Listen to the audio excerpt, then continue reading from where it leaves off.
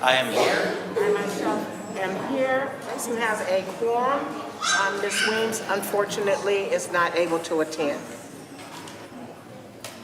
I know that we have a turning off cell phone policy or just a little bit later, but with the current circumstances, I will just mention that now as well. All right, if we can please rise, Dr. Delgado, can you please lead us in the pledge? Absolutely. To the flag of the United States of America and to the republic for which it stands, one nation, under God, indivisible, with liberty and justice for all.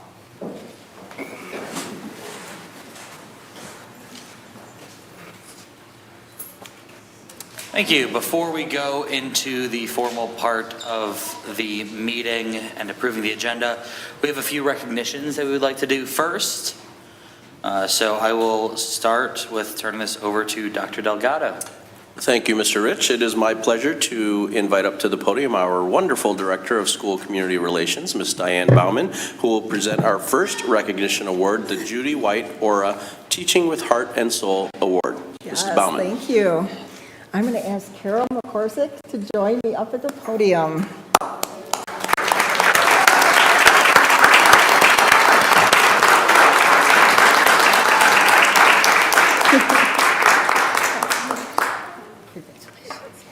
So Carol has been in education for more than 30 years, most of which have been in kindergarten, and all with Farmington Public Schools. Over the years, she has served students in Hillside, Wooddale, Flanders, Kenbrook, and Longacre Elementary Schools.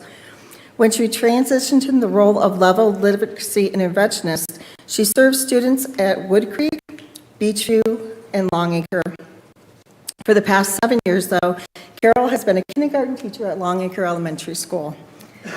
So on Thursday of last week, I think it was, the superintendent and several other members of the cabinet joined us, and we surprised her with the Judy White Aura Teaching with Heart and Soul Award. So it was quite a surprise. Her family was all there. It was wonderful. And her nominators are in the back, too. So we'd like to say thank you.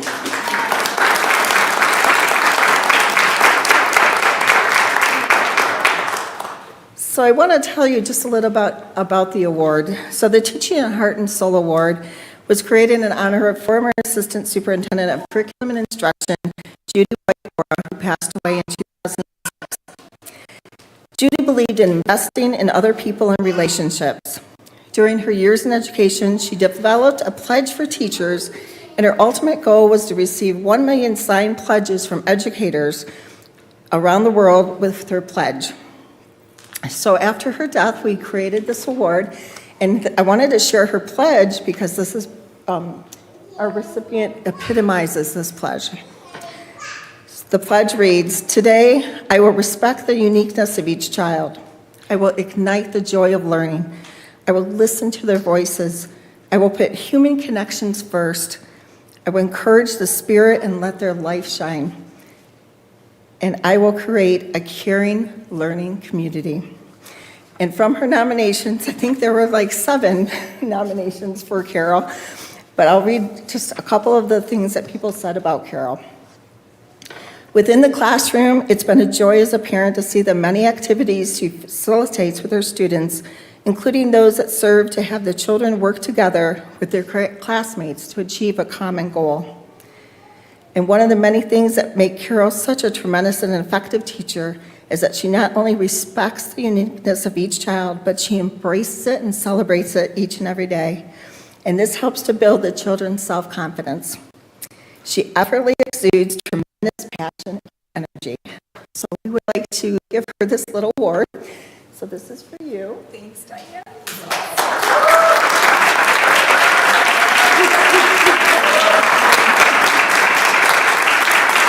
And Carol's name will be added to our Judy White Aura plaque that hangs at the central office.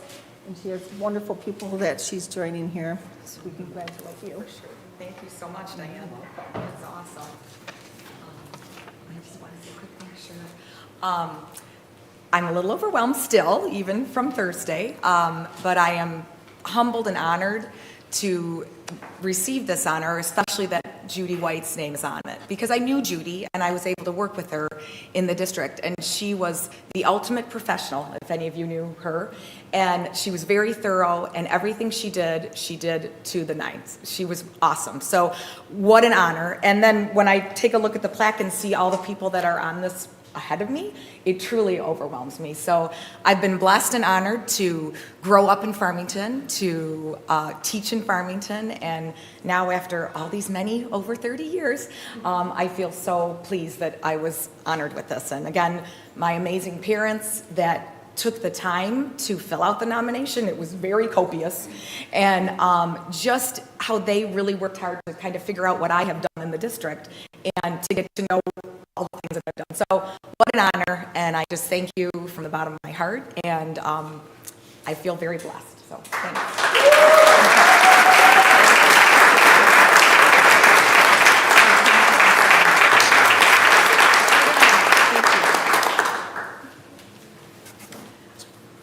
Ms. McGorris? Ms. McGorris, could you come back, please? You're not, there you go. That's the Ms. McGorris that I know. Diane failed to mention that Carol McGorris. Yes. It's my husband's name. Blame it, it's him. Was the kindergarten teacher at Wooddale Elementary, which no longer stands. My daughter, during that time, I don't know how many remember, but we had AM kindergarten and PM kindergarten. And my daughter, who is known for writing the President of the United States, actually couldn't write at the time, but told me to call the President of the United States because she wanted Carol McGorsk as her kindergarten teacher. She didn't want the teacher that wasn't bubbly walking up and down the hallways. But either way it goes, she did have some wonderful support in that building. It is an honor because I too knew Judy, and no one deserves it better than you, and I appreciate all that you've done in the Farmington Public Schools, as well as how you've made so many of our children blossom and become the young people that they have become. Thank you so much.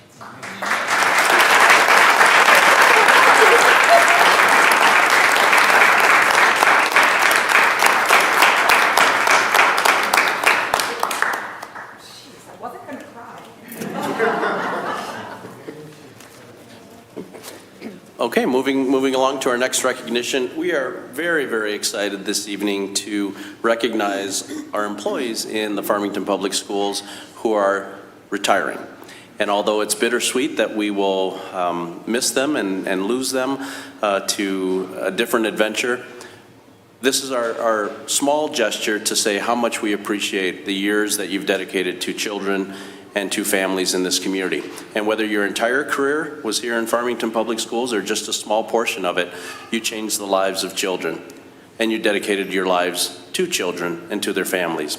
So it is my pleasure to invite up to the podium our wonderful Assistant Superintendent of Talent Development, Ms. Kathy Smith, and I'll invite our board members to join me in front of our seats as we set up your receiving line. Ms. Smith.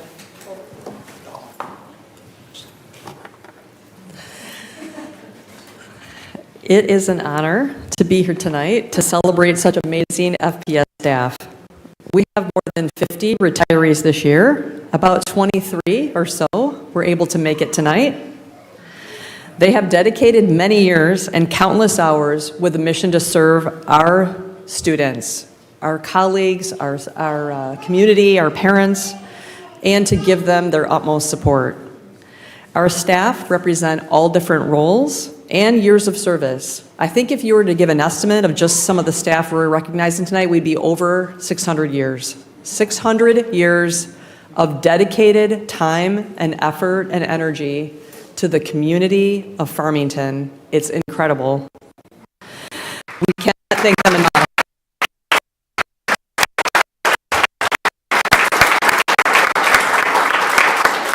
I think when we think of heart and soul, when we think about the day in, day out dedication that each and every staff member here tonight gives to our students, it is impossible to capture that in words tonight, even though we're all going to try. We are here to relish this moment and really appreciate them. So let me just do a tidbit of process so that when the retirees come up, if you were asking me about how that's going to look, we will introduce administrators and supervisors who will introduce our retirees who are here with us this evening. We're not introducing all retirees unless they're present with us, just so you know, but we will honor all of them. After the retirees are introduced, our superintendent, Dr. Delgado, all of our board members, and our association leader, Christianki, will be available to congratulate. So yes, we're walking you up here so that you can actually be recognized formally. Retirees will receive a small token of appreciation from the district, and so you would go and you would get a certificate, and you would go all the way to toward the back of the room for that. At the end, a retiree did ask me if it was a diamond. I can't promise that.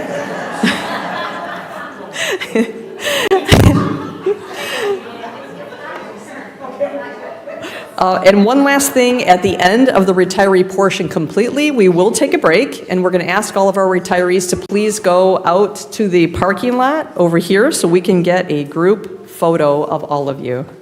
We definitely want to capture this special moment. Is there anything that you want to add? Anything I missed? Okay. Okay, we will go in order, and we'll be starting with high schools. So we'll start out with Mr. Tom Shelton for Farmington High School.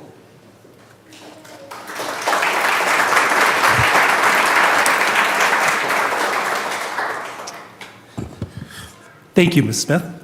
Thank you, board members, for the opportunity to recognize these three retirees from Farmington High School. I believe that my first was not... No, Eddie was on the fence, and she ended up not being able to make it, but certainly congratulations to her. Valeda Sargent, will you come up here, please?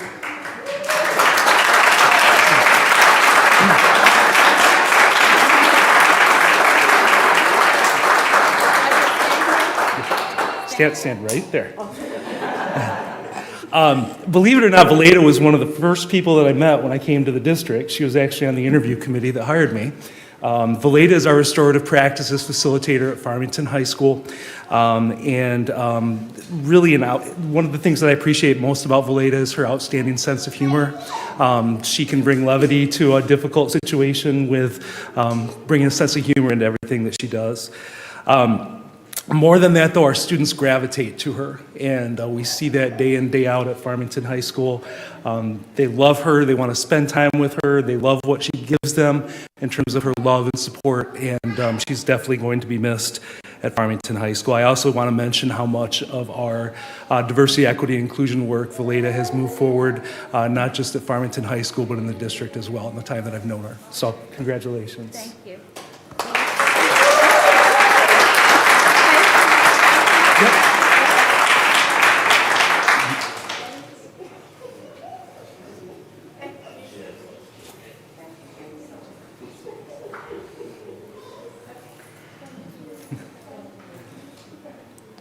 While she's going through the gauntlet, Stacy Schildberg, do you want to come up?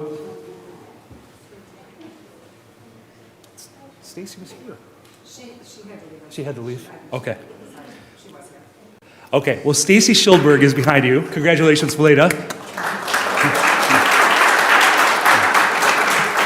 I hear that Stacy was here, but she had to leave. Stacy was a science teacher for us, originally from Harrison High School. She made the transition over when Harrison closed, taught biology and IB biology, was a great teacher and great with kids, so she is definitely missed. So those are my three from Farmington. Thank you.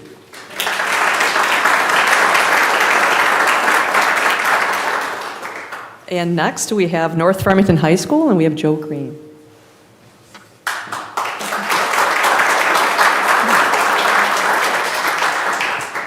Thank you for honoring our staff and our retirees this year. Our first teacher from North is going to be Amy Donato, if she can come up and join me. So, Amy, how many years were you as a running nursing wings? 24. So she spent 24 years as a nurse and running whole nursing wings before she came in to do 23 years of educating kids to become the next wave of doctors and nurses and people that would serve. And Amy Donato is the epitome of someone that takes care of people. She takes care of everybody at North. And I mean literally, like she never hesitates to jump in when there's a kid that has a health issue or a staff member that has a health issue. The sheer number of times we have called upon Amy, who teaches a class, to be like, we'll cover class. Can you just come and kind of take a look and make sure and determine if we need to call EMS and those kind of things? Amy leaps in. Her ability to take people who are in the most stressful and dire of situations and get them to be calm and to trust her and to know that she has their best interest is unbelievable. And she does that whether it's a patient she's working with or students in her classroom. And she just does this thing about just being calm and connecting with people in the midst of crisis or class. She loves her job. Her classroom is amazing. It focuses on learning rather than teaching. She tries to create opportunities for students to be able to grow and blossom. She's created relationships with a number of different hospital organizations so kids can do medical rounds in our med skills class, and she's helped a host of students make it to med school, nursing programs, and build a career where they'll give back to others. And you can't help but thrive in her class. You have to be heck bent for leather to fail this woman's class. Like, she will not let it happen. And kids adore her and keep coming back. And so I find it really amazing that Amy's dedicated so much time to helping people around her in 2 different careers, and I think is going back into some of that with nursing in the next phase of her life, maybe. I don't know, as long as it's fun and I get to work in a fun environment and I don't have to get up every day of the week, I'm there. That's my criteria. We want to thank you very much for all your service, Amy. You are amazing.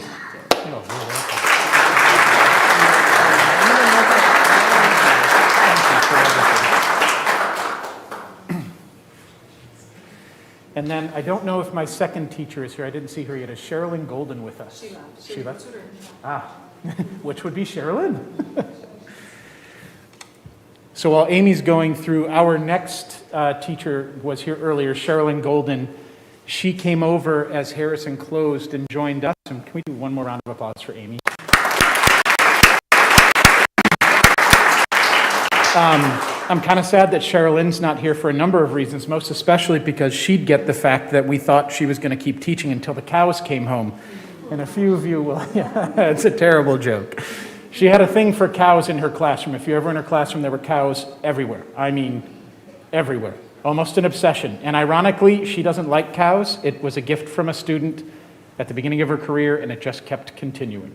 And it just became a thing. But in short, she was always willing to work with any student in any course because she loved working with kids and helping them learn, hence why she is off tutoring tonight. Students met a sarcastic yet warm personality, and in short order came to see the heart of gold underneath her wit. Sherilyn would go to almost any length to help a student. And I'll save the rest of my words for the next time I see her.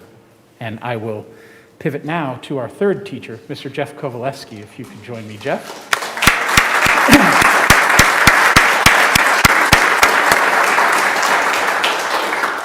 I met Jeff intermittently at Harrison when he was there, and then when he came over to North, I got to know him, and it is probably one of the stronger regrets of my career that I did not get to work with this amazing human being longer than I did. You can't help but love Jeff Kovalesky. You cannot find a kinder, gentler, or more engaging person. His colleagues and students grow to love him because he takes the time to get to know them, understand them, and care about helping them succeed. He taught outdoor ed, and kids loved the class. He made it a blast for them, especially during the pandemic when he got his students outside doing things and getting outside their home. I don't know if any of you got to see his videos, but he got to show off some very fascinating skills while he was teaching from up north. Yes, kid's got a primer in axe throwing, and he's pretty dang good at it. But he always found a way to make it engaging and valuable for students. He always found a way to grow better human beings out of all of his interactions. And I think that's the thing that came through to me as I got to know him. Yeah, he teaches, and yes, he has subjects he loves that are physically active, but it's that gardening of human beings that really drives him. And he's going to be sorely missed. He's amazing, he's kind, he's going to be off to some pretty cool adventures. And I just wish I had more time to spend with him working together, but I'm super happy he gets to go off to a wonderful second childhood. Thank you for everything. Thank you. That was wonderful.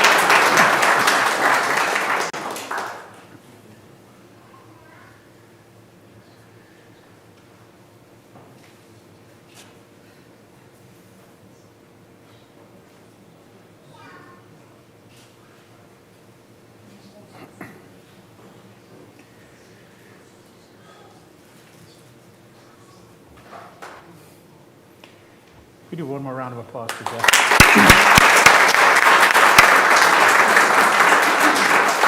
Last in my list this evening that's here, but by far, certainly not least, is Pat Torres, if she would please join me.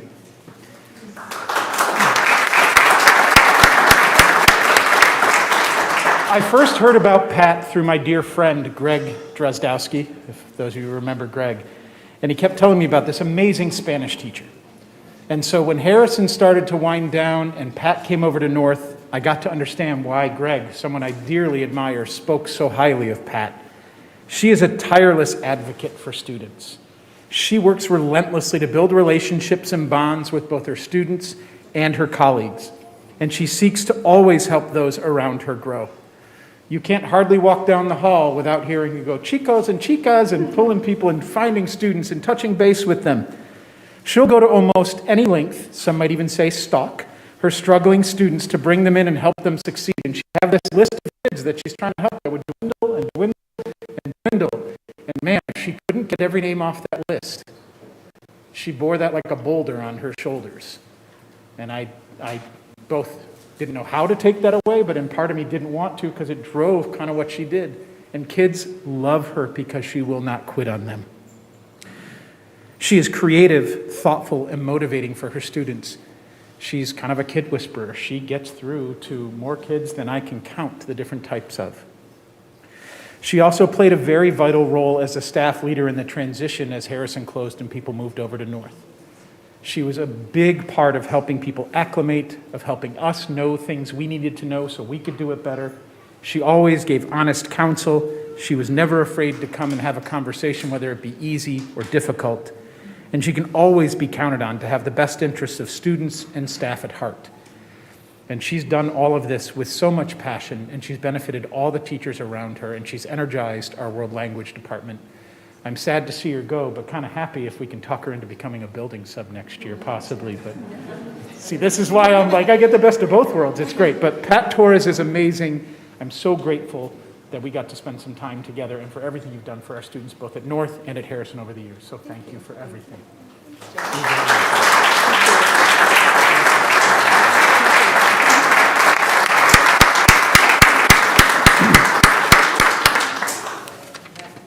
And I believe that is my whole list.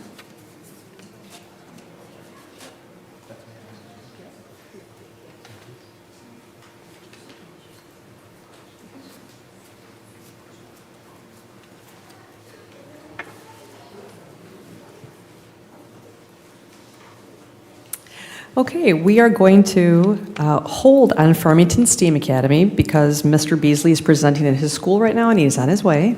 And so we'll move to Warner Middle School, and I'll invite Kelly Kaminsky up to join us.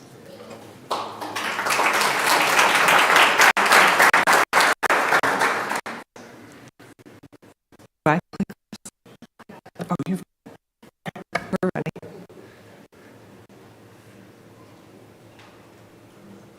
Okay, I'm going to start with the one with the cute grandkids in the audience. So Mrs. Claudia Doty.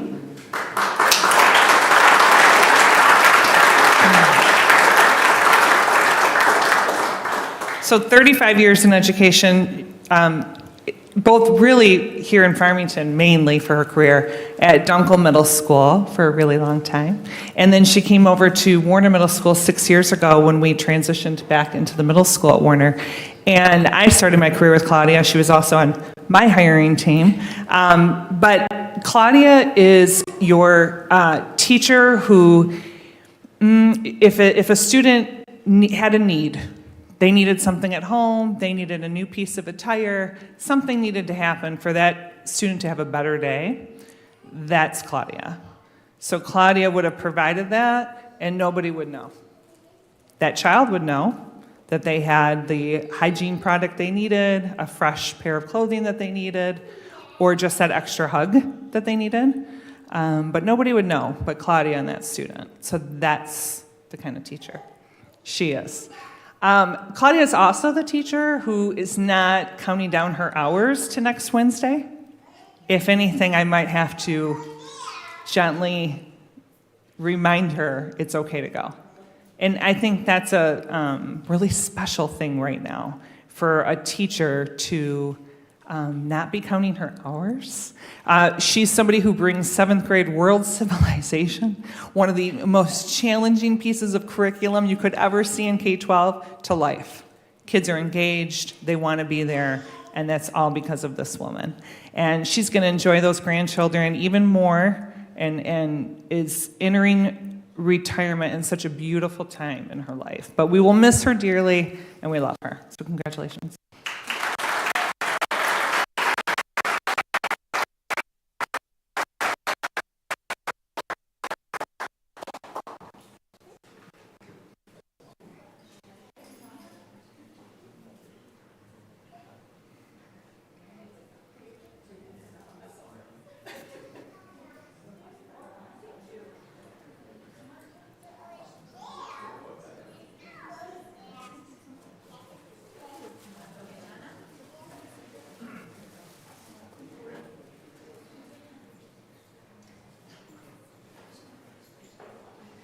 Aww.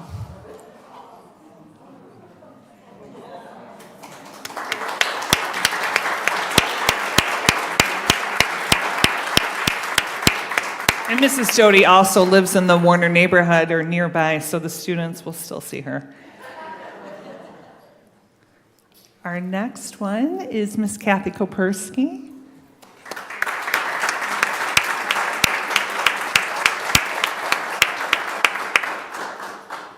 So Kathy's time in Farmington has been at Forest Elementary for a really long time, and then at Warner Upper Elementary and Warner Middle School, and was one of the teachers still standing when the school became an upper elementary and converted into a middle school 6 years ago. And Kathy welcomed all of us with open arms, because that's who Kathy is. So here's a great story and summary of Kathy Kopersky. So Kathy retired in January and has been back and visited Warner a few times because that's who Kathy is. And the kids love it. You would think the biggest celebrity is in the building when she visits. But here's the best part. I walk into her classroom where we've hired a new teacher, and all the kids are watching something on the screen, and there's Miss Kopersky doing a video for them, just talking to them about where she's living and what's going on in her life. And then the kids are also sending her videos, and this has been happening since January, and then she continues to visit. I don't know how else you could summarize somebody with a heart for children like that is how she has started her retirement. She is still fully engaged with them. She'll probably be back even again in the next few days before we wrap up. But Kathy gives her entire heart, soul, every ounce of herself into students and into her colleagues. And it's been a joy working with her. We've missed her for 6 months, but she's still with us because that's who she is. Warner is her home, and she knows that. So congratulations to Kathy.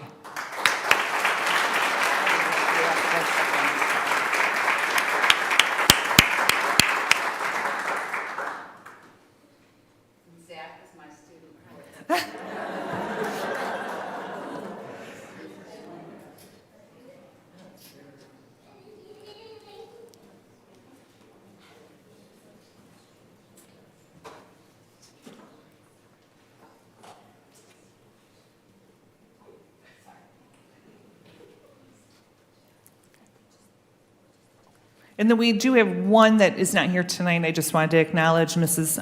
Renee Hagstrom, who wasn't able to attend tonight, but is also retiring next week. And we want to honor her and her service. She's been in Farmington Public Schools for a really long time and been an incredible asset to Farmington and to Warner. So congratulations to her as well. Thank you.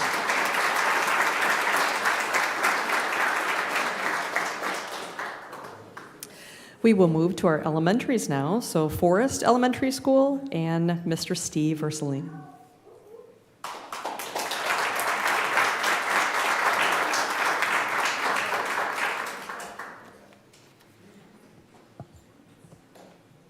Okay, got it. All right, it's my pleasure to introduce to you Beth Greenwood. Come on up.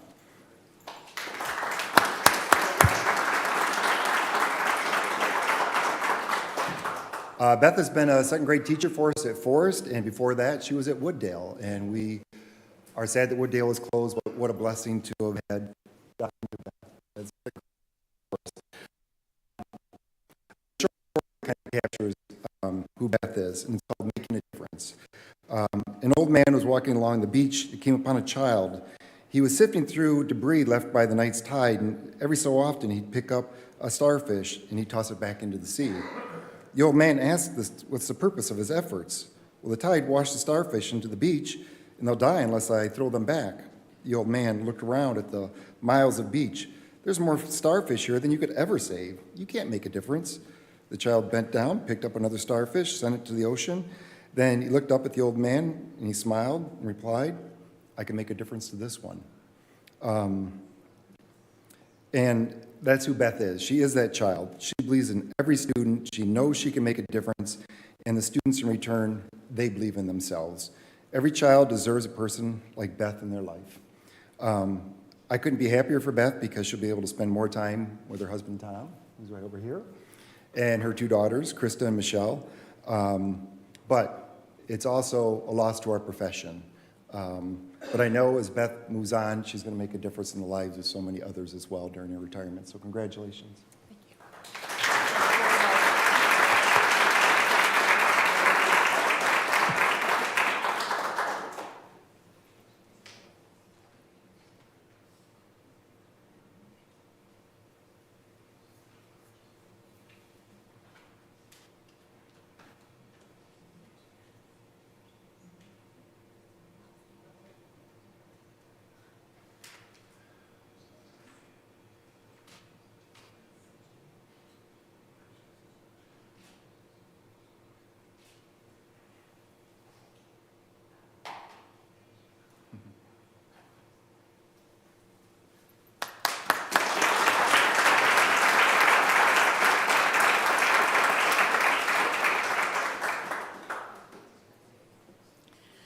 I'd like to move to our next elementary school, Lanigan, and invite Mr. Greg Smith up to join us.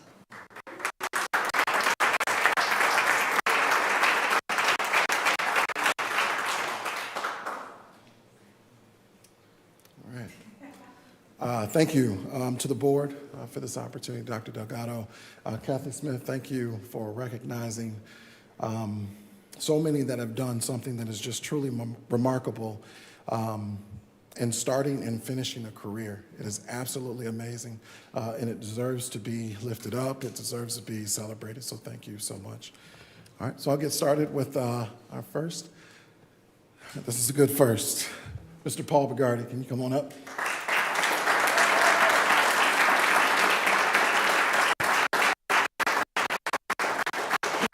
All right, so I promise to be brief. Paul is like a pillar at Lanigan. He means so much to that community.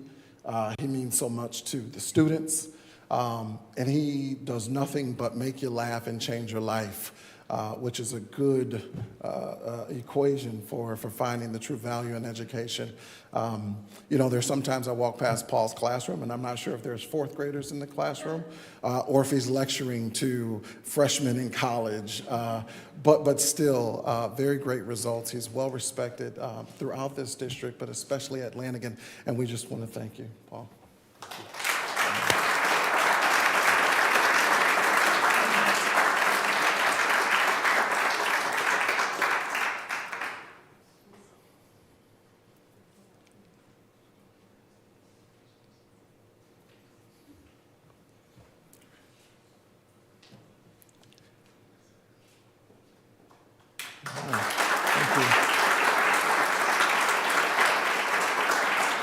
I'd like to call up Mrs. Metha.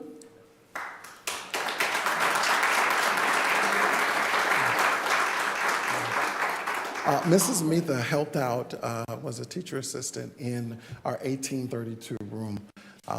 For those rooms, you know, sometimes there's an extra dose of compassion and care and patience, and Amitha has modeled that throughout her time at Lanigan, and we're just grateful for her service to our Lanigan community. Thank you.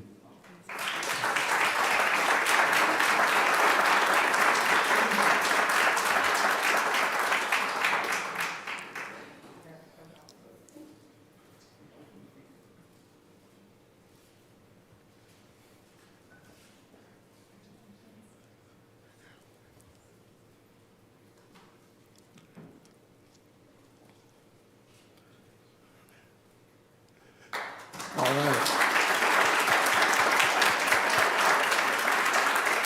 Next, I'd like to call up the goddaughter of the person the school is named after, Mr. Al Lanigan, Ms. Deborah Mead.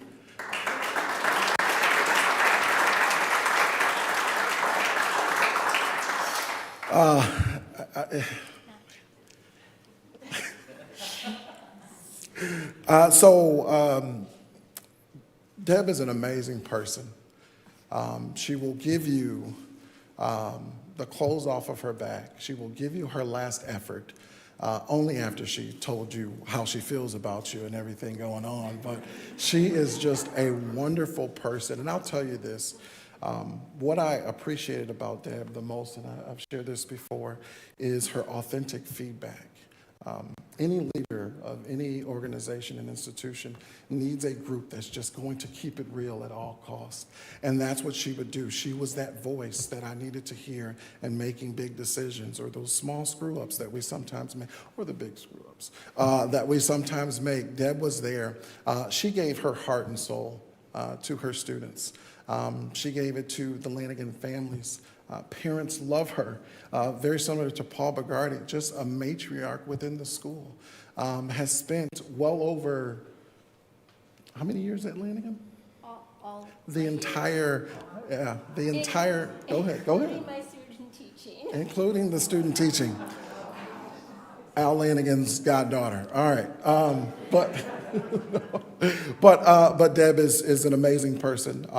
She will be leaving just a cavity in the work that we do at Lanigan. But I am very pleased because she has a wonderful, talented daughter who often comes to Lanigan. She's holding that camera. Her name is Grace, and we're hoping to invite her back to Lanigan here pretty soon. Deb, thank you. Thank you for your service. Thank you.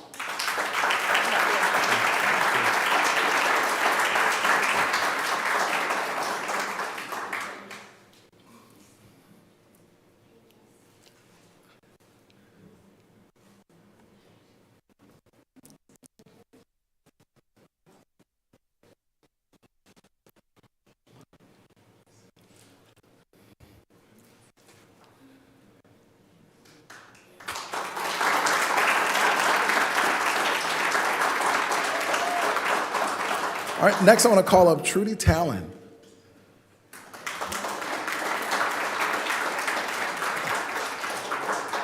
Ms. Talon, for so many years, taught art education at Lanigan. One of the moments that stands out is a conversation that Mrs. Talon and I had where she walks around and she says, well, when I first got there, she says, hey, can I tell you something? And I said, what's that, Trudy? She says, you're too serious. Can you loosen up and have a little humor? So ever since then, Trudy and I, and she'll kind of give me the thumbs up, like, all right, you're doing good, keep it light. But she's been a wonderful educator for our students at Lanigan. The level of abstract thinking, critical thinking that took place in an art class had me in awe often as I would observe her and evaluate her performance. It's just spectacular, the work that she would do. We are so sad to see her go, but we are excited that she can pour herself out to her children, who are wonderful, and also her husband. So thank you, Trudy. Thank you.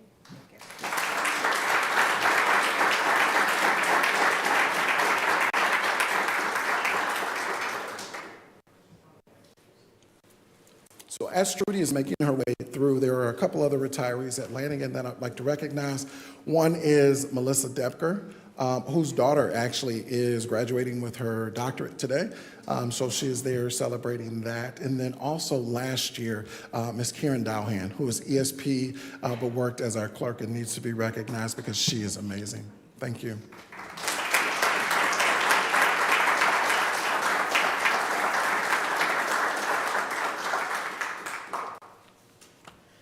Okay, we will go back to Farmington STEAM Academy, our K-8 school, and Mr. Dave Beasley, if you can come up and join us.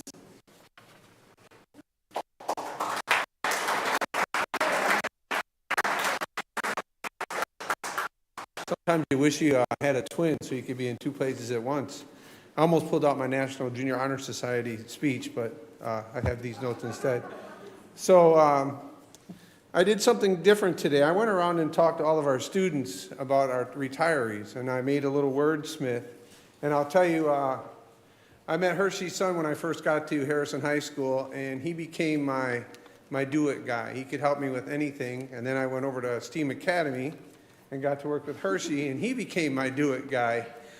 He can do anything, and we have a common passion. We like to tear things apart and make a huge mess, and then try to locate all the parts and put it back together.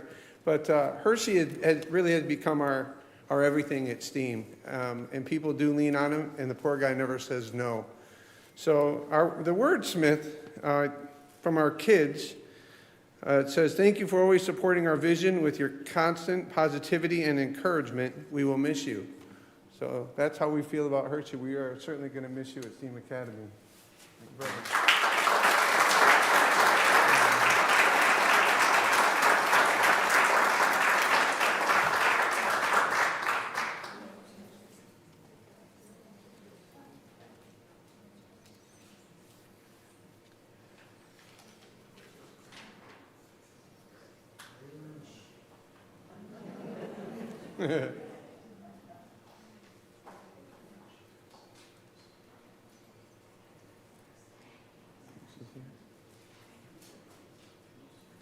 No, Mrs. Tara?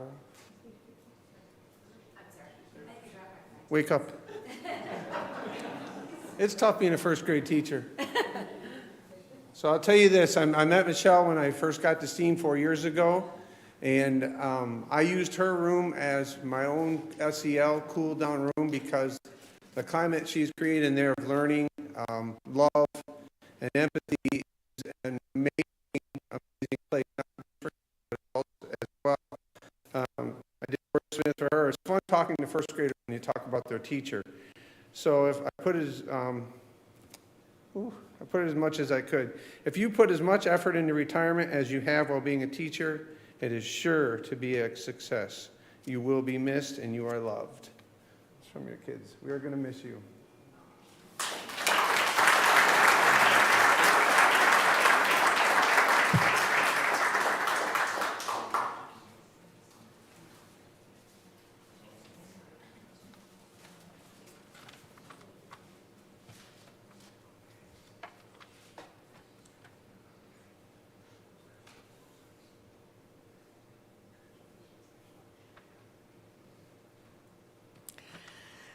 We are going to switch gears and go to central office, and we have Kathy Smith, who's presenting this portion. Welcome up. Welcome, Kathy Smith. Just kidding. I'm just kidding. I'm sorry. No, it's Shelly Reynolds we need to be clapping for. Shelly.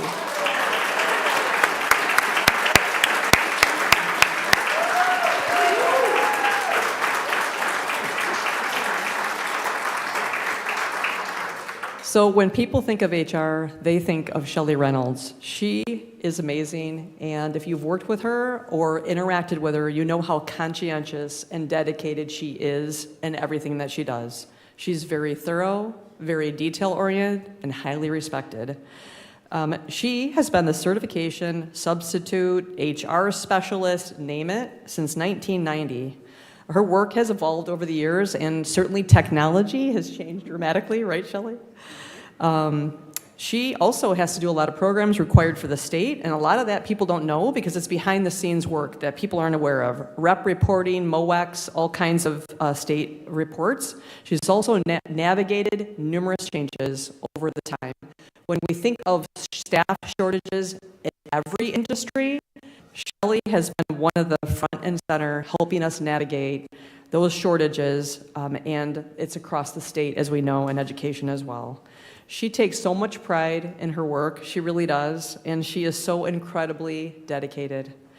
I do want you to know, prior to FPS, she worked at JCPenney's as a selling specialist, received her Bachelor of Science degree, and worked at Andover Medical as a switchboard operator and administrative assistant for the head of HR and finance, so she's had a very long career.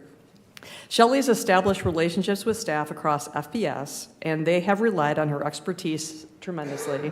I'd like to mention one staff member that wrote her a very sweet note, and this staff member was leaving FPS previously. They said they so appreciated working with her. She was kind, thoughtful, and has a humorous nature, and it made it so much easier for them to adjust during a challenging time and transition in their work. A lot of times we don't think, as in district departments, about the level of support and service. We're here to help do what we can for service to our students, and anything we can do to help our staff navigate those challenges is important. Shelly understands what that means and is on the phone all the time, helping people problem solve and get things done for students. And again, when you think of HR, you think of Shelly. We are so happy for you, Shelly, and we are going to miss you tremendously.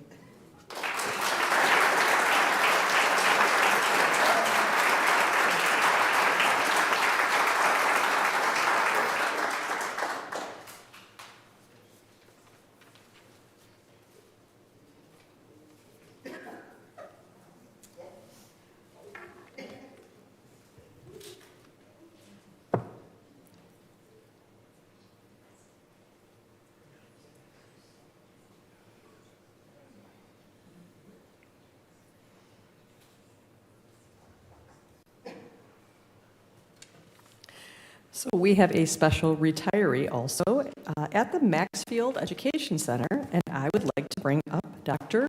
Bobby Goodrum for our next retiree.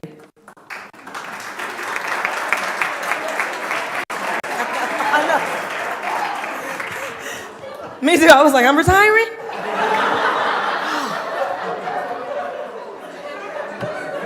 My goodness. Do you know how excited I got? It is my honor and my pleasure and my privilege to bring up Miss Teresa Barrick.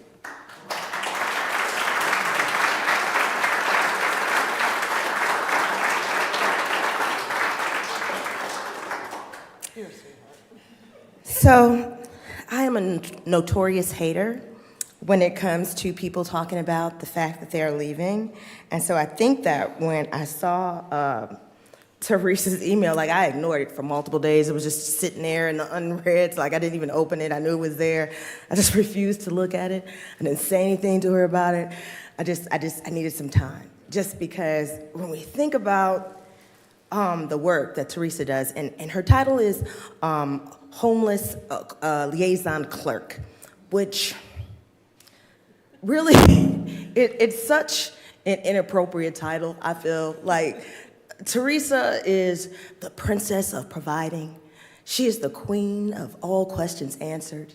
She is the magician of making $1 out of 15 cents.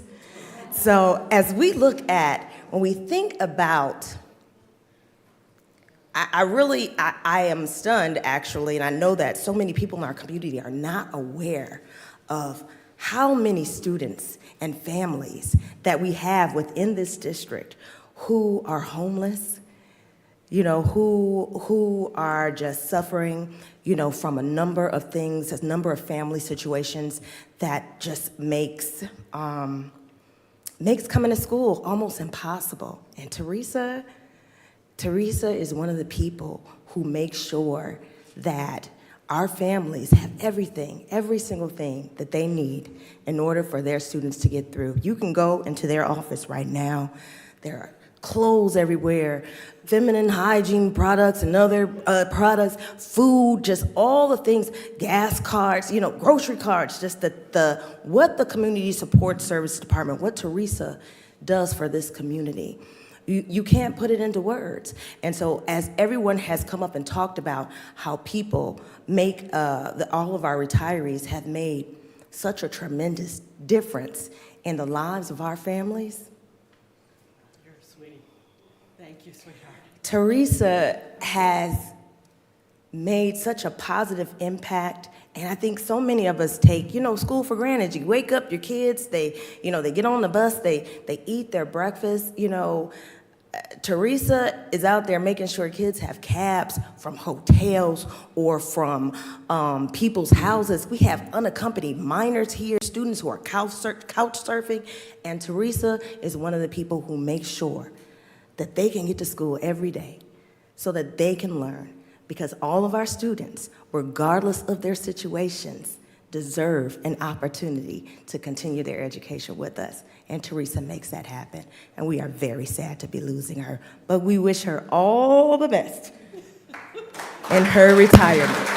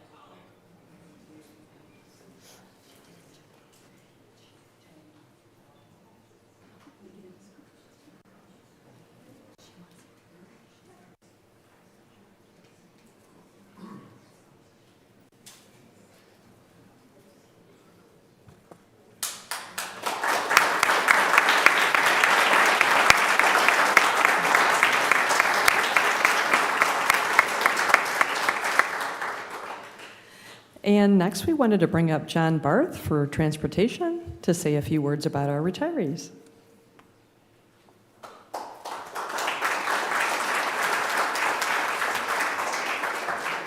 Good evening, board members. I just want to recognize, Aaron couldn't be here, and he apologizes, he had a commitment with his family. But I just want to recognize 3 bus drivers that gave their careers to Farmington schools. One being Elizabeth Devine, 18 years in the district, Sheila Buell, 30 years in the district, and Sheila Yarborough, 15 years in the district, none of which could be here tonight. I know they wanted to be here, and thank you for recognizing them. They all did a great job. They did the general ed and special ed runs. I know they're going to miss having those students sitting quietly in the seats of the bus and not getting up in the middle of the night. So they'll really miss that calmness, I'm sure. And Aaron wanted me to pass along, if they are listening, he wanted me to pass along that we need some bus drivers in the fall. So hopefully they'll hear that and come back. But we did want to appreciate what they did. They spent a lot of years, 60-plus years for the district, so we appreciate them. Thank you.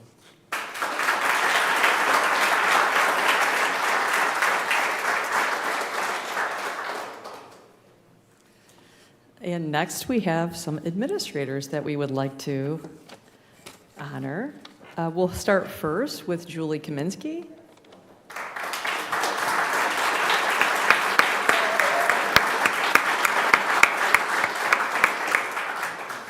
Julie joined Farmington Public Schools family in 2009 when she was selected to serve as the new principal at Farmington High School. Prior to that, she has served in various roles with Dearborn Heights District 7, Allen Park Public Schools, and Plymouth Canton Public Schools. She served as the leader of Farmington High until 2017, when she was interested in going to Kenbrook as the principal. Julie's core is her relationships with others. Anyone who knows Julie knows that she truly cares about others, students, families, staff members, and she really values getting to know others and spends time doing so. Her focus is always on support, how she can support people to be their best. And she believes that people matter, and that's really the way that we can best support our students.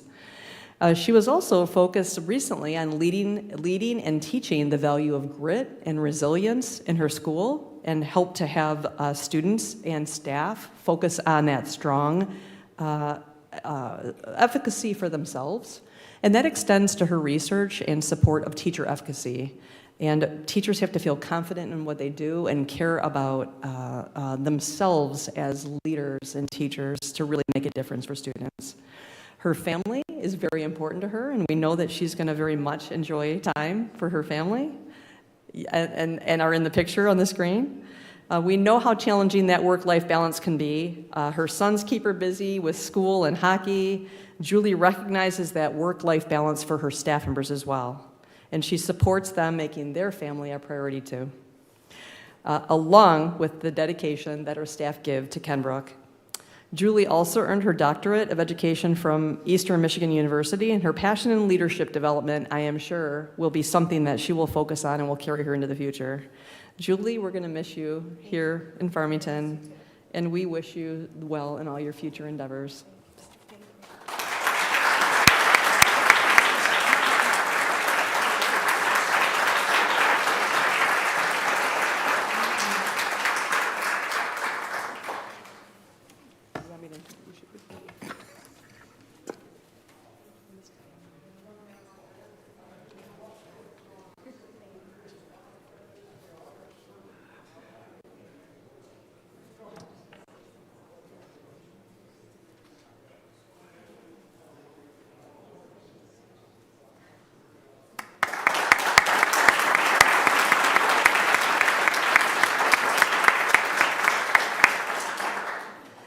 I'd also like to introduce Miss Diane Bauman, who will talk about our next special retiree. It's not her. Thank you, Dr. Goodrum.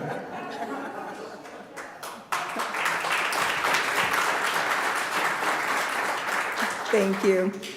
We were just having a conversation about crying at the podium, so I'm hoping not to do that this evening. But John Manier. Come on.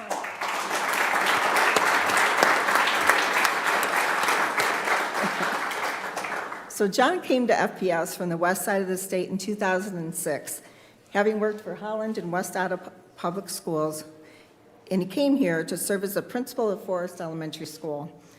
Over the years, John has served in numerous roles in the district, including Executive Director of Instructional Services and Executive Director of School Services. That means do all the hard stuff. So John earned his bachelor's degree in history and his master's degree in educational leadership from Western Michigan University, where he happened to also play on the football team.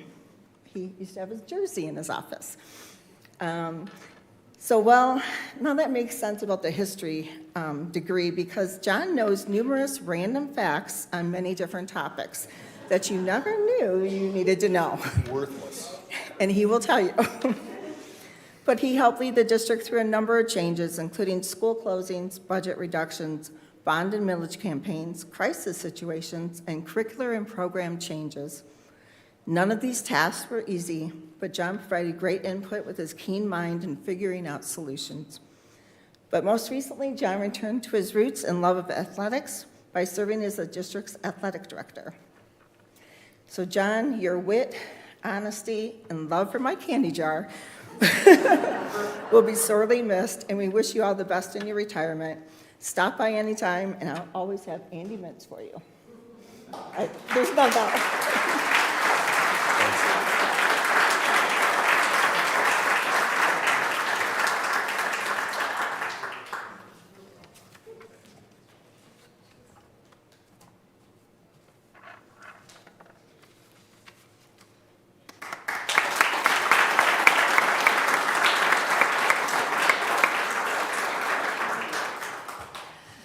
We would like to honor Ken Sanders, our next administrator retiree.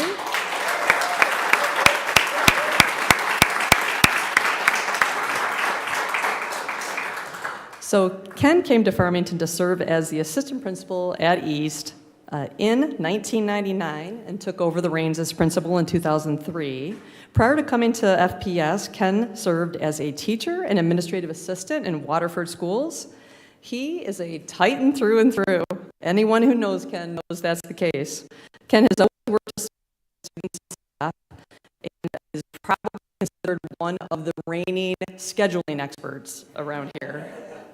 The middle school administrators have certainly a strong bond with one another, so I'm sure they're going to want to keep in touch with Ken in the years ahead. Not sure if they'll call you about schedules, but you never know. Ken is a Michigan man, often seen sporting his maize in blue. We're lucky the colors for East are similar. And most recently, we heard all about all the conversation across the district about East Middle School students and families. He joined in song in a recent performance of The Music Man. And I know that they appreciated it because I heard. Ken, your leadership is going to be missed here in Farmington, and we wish you the best in your retirement. So.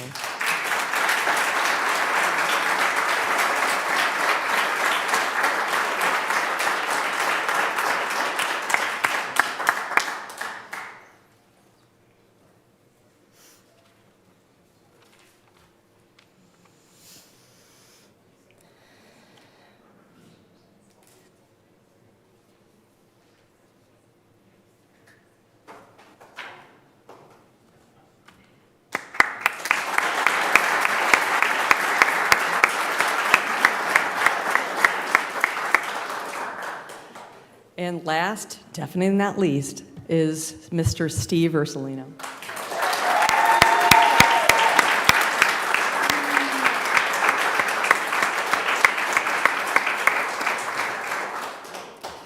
Steve Ursulino, or as his community calls him at Forest, Mr. V, has served as principal of Forest since 2009, moving to become the PBIS director in 2010. He also returned to Positive Behavior Intervention Support, just to make sure you know what PBIS is. He returned to Forest as principal in 2011. Prior to that, he worked in various roles in various schools throughout the district in terms of teaching. And in 1990, he joined public schools at the time. When visiting Forest, you might not always find Steve in his office. He'll be in classrooms. He is very well known to be visible, relationship focused, and the kids can count on Mr. V. He loves being in the classroom, watching students learn and supporting staff. He's also doing all kinds of crazy celebrations over there. Could be something like, oh, I don't know, eating the hottest wings in the shortest amount of time. You might drive by and find him on the roof, maybe. Maybe even in a tent overnight on the roof, doing whatever it takes to make sure that students push themselves to actually reach their goals. Steve, you've served the district well, and you have left a huge mark on Farmington. We wish you the best in your retirement. We're going to miss you very much, and we know the Forest community will as well.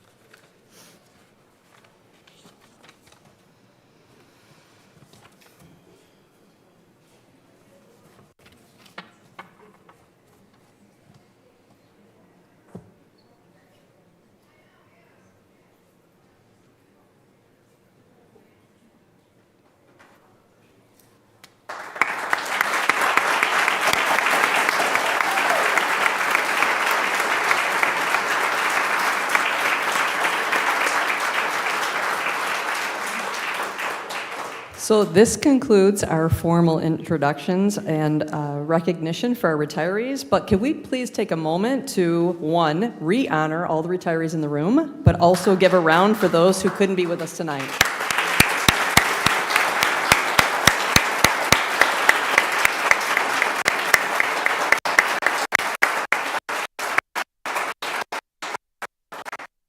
Numerous comments about retirees, and we know it's a fraction of what they've done for us. I'm almost done.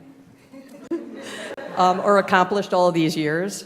We deeply thank you for your service to Farmington, and we know that even the words we spoke tonight don't capture everything. We know adventure awaits. We don't want to keep you any longer. And reminder of a group picture. Right after this, we're going to be taking a break, and there's the group picture outside. Outside. Follow Diane's arrow. Thank you very much.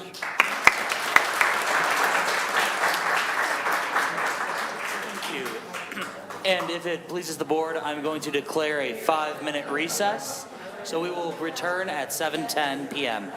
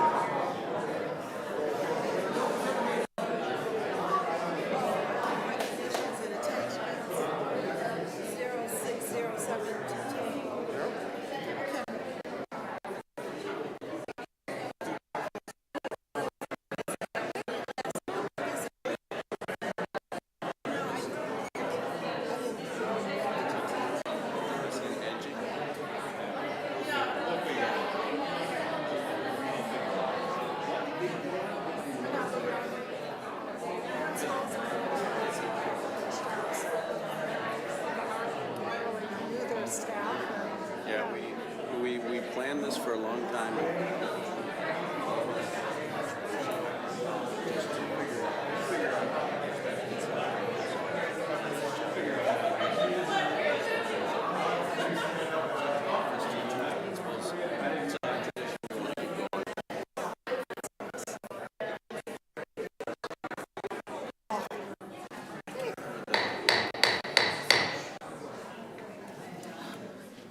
Welcome back, everyone. Thank you for allowing that recess so that we could essentially shift the entire population of this room out into there and the room and everyone that was out there into here. Do we have so moving to the approval of the agenda, is there a motion? Ms. Heinrich. I move that the Board of Education approve the June 7th, 2022 regular meeting agenda as presented. Support. It has been moved by Ms. Heinrich and supported by Mr. Walker. All in favor? Aye. All opposed? Motion carries. Announcements. Welcome to the June 7th Farmington Board of Education regular meeting. The next meeting of the Board of Education will be held on June 21st, 2022 at 6 p.m. The meeting is open to the public and will be cablecast live on TV 10. FPS has a vision for high achievement for all of its students. Together with our community, we will engage every student in a quality learning experience, empowering each student to become a thoughtful, contributing citizen in a changing world. Please remember to silence all cell phones and electronic devices at this time. In addition, out of the courtesy of those in the audience, we ask that you refrain from sidebar conversations and that you step in the hallway if you feel the need to carry on a conversation.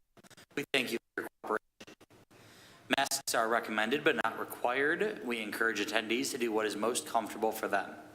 Public comment request cards are available in the back of the room. If you would like to speak during public comment, please fill out a card and place it in the ceramic bowl next to Mrs. Theron. Public comments will be shared after discussion items. This will be the opportunity to share general comments. If the public comment is intended to be critical of or express dissatisfaction with a particular staff member, student, or group, you are encouraged not to identify the person by name. You may request a private meeting with district representatives or utilize the complaint process found in our policy manual and administrative regulations manual, which provide for resolution at the closest point of origin. Generally, board members and the superintendent will not respond to public comments during the board meeting. Issues may be referred to the superintendent for investigation, study, and/or response. Moving on to board goals, at each board meeting this year, we have been reviewing progress on our 2021-2022 board goals. Those goals were first on board education. The second goal was to explore innovation. Goal 3 was to execute on vision and strategy, and goal 4 was community engagement. It's been great to work with this board and see the dedication of all of our board members in completing these goals and starting to work on our goals for the next school year. With that, that ends the items from the president. Moving on to items from the secretary. Ms. Smith. Thank you, Mr. Rich. We did need that break. The board has received communications regarding board meeting videos, HSES announcements, and gun violence. Communications are acknowledged, and when appropriate, a response is provided. A list of correspondence can be found in the board packet, which is available on the Farmington Public School website. Thank you. Moving on to recognitions, part 2. We have student athletes. I will leave this to Dr. Delgado. Thank you, Mr. Rich. We are very excited tonight to continue our night of recognition on the second to last board meeting of the year before all of our students and staff leave for the summer. And so it's my pleasure to introduce Mr. John Manier, our Director of Athletics. Good evening. I appreciate the opportunity to recognize many elite student athletes this evening. As you know, athletics can play a huge role in the school community. And for many of these athletes that you're going to see tonight, and many others who aren't here, their athletic endeavors are highlights of their K-12 careers. From my perspective, athletic teaches one really important fundamental thing. Winning is great, but the most important thing is resilience.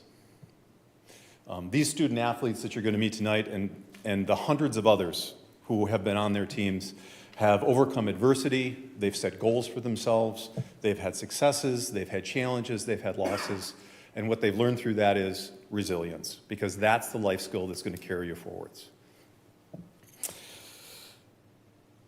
Tonight, you'll hear the names and probably meet certainly a sampling of the many athletes we have. And while the athletes up here and the coaches up here, there's a lot of other people who contribute to that. And I'd be remiss if I didn't mention those people.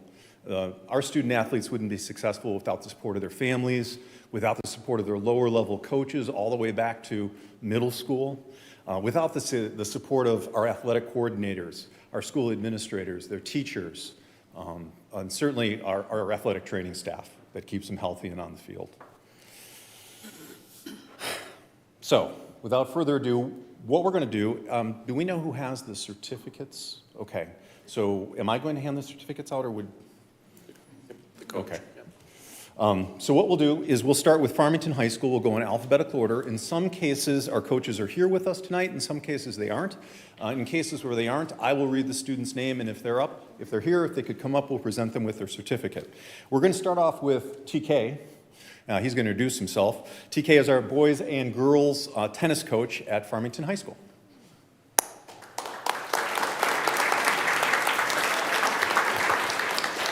Thank you, John. As John said, my name is Tom Koskowski. Everybody calls me TK. I'm the varsity coach for Farmington. I've been doing it for 15 years. And I'm delighted to say that each of those 15 years in boys and girls seasons, our teams have been awarded with the Academic All-State Award, which is given by the Michigan High School Tennis Coaches Association. And so to accept those awards this year, for this season, I'm pleased to present Mr. Brady Wilson, who is a 4.0 student, plays number one or doubles for us, and he must like that. He's a four-year letterman and must like that four because he's also a 4.0 student. And then, so Brady. All right, thanks, John. Congratulations. You want to speak or not? For the girls team, I'm going to introduce Riley Guanco. She's a first-year varsity player. And I just want to brag on the team a little bit for this year because this year we did win the OAA Blue Championship for the dual matches. We won it for the league tournament. And at regionals, we placed second place and qualified for states. We went to states. We didn't do very well at states, but we had a very successful year otherwise. And Riley is here to accept the award for the team.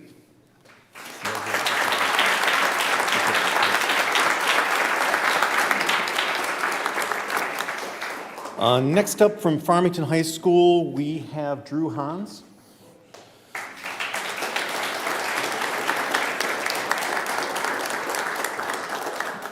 Drew will present swimming for both males and females. Thank you, John. Yes, I'm the assistant coach for the girls swim team, and I was the head coach for the boys.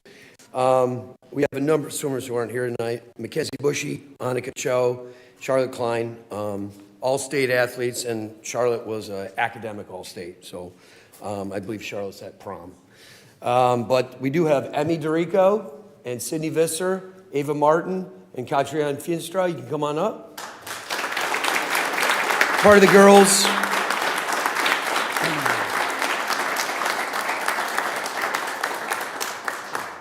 KK and Sydney and Emmy, you were part of the 200 medley relay. Yeah. And then the 400 free relay, Ava, Emmy, and Sydney. And then Emmy was also all-state, I believe she told me in the 100 dog paddle? No, butterfly, 100 butterfly. Top 8 in the entire state, so it's quite an accomplishment.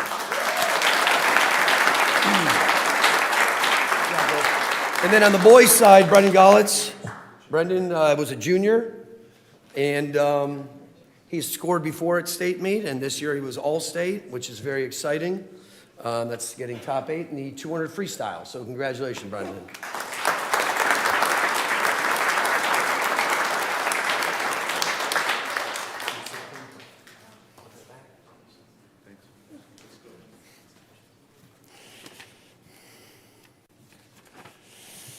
We have some track athletes from Farmington High. Unfortunately, the coaches couldn't be here. And I might add, we have a little bit of a conflict with Farmington High as tonight is prom. So there were some choices that had to be made. And so I'm going to read some names from the track team. We have Peter Baracco, who was academic all-state individual and an all-state athlete. We have Abby Carver, academic all-state individual. Val Pallett, academic all-state individual and all-state athlete. She also went to Michigan State to throw. She just finished her first year at Michigan State. Gavin Steele, academic all-state individual. Jake Stislicki, all-state from last year. On Saturday, Jake won the Division I discus title for track for Farmington High School. And we do have one with us. Phelan, are you in here? Come on up, Phelan.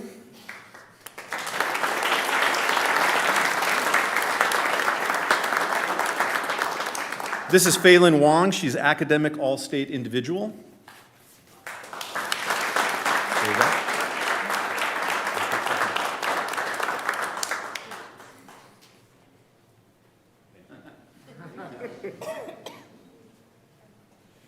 And we have some members of the Farmington High football team to recognize as well. And then we'll be moving on to North Farmington.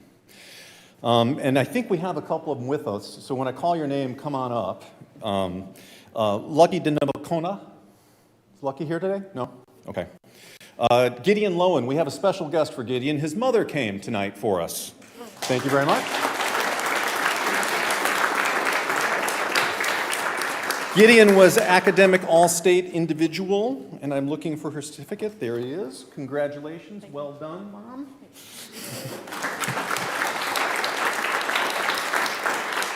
Evan Martin, academic all-state individual.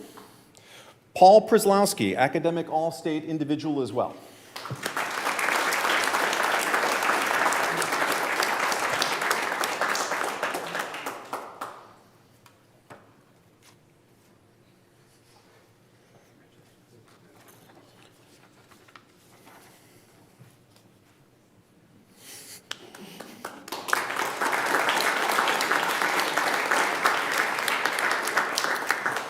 Moving on to North Farmington High School, we're going to start with football. I think I see Coach John Herstein standing right behind me.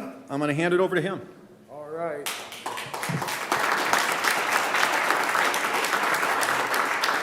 Thank you, school board, for having me, and FPS administration. It's an honor to be able to represent our football program and talk about some of our fine young men that were both part of an academic all-state team and earned academic all-state honors individually, and an athlete who has earned academic all-state or athletic all-state.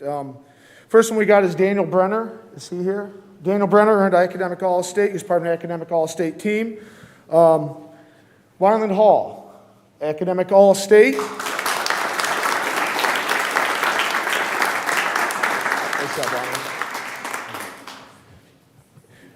Wyland will also be accepting the award of the team academic all-state, so you can stay up here and grab that award as well. As a member of that requires a 3.0 or better to be a part of that team. To earn academic all-state as an individual, it is a 3.5 or better, and they cap the number that you have and we'll refer back to SAT and ACT scores. So congratulations, Wyland. Next one up is Julia Schrum. Is Julius here? All right. Julius played football for us as well, earned individual academic all-state honors and was part of the academic all-state team. Seth Scott. Is Seth here? All right. Seth, again, earned academic all-state honors and was part of the academic all-state team. Massimo Scambati. Massimo earned academic all-state honors and is part of the academic all-state team and is going to kick in college out at Assumption University in New York. And Aaron Rice, come on up. Aaron Rice was a member of the academic all-state team. Aaron, however, also earned, through our Michigan High School Football Coaches Association, an all-state honor as a wide receiver for the second year in a row. which is quite an honor. It's something that's pretty special for a guy to earn that as a junior and then again as a senior. Aaron's going to be going on to play college football at Eastern Illinois University on an athletic scholarship. Congratulations, guys.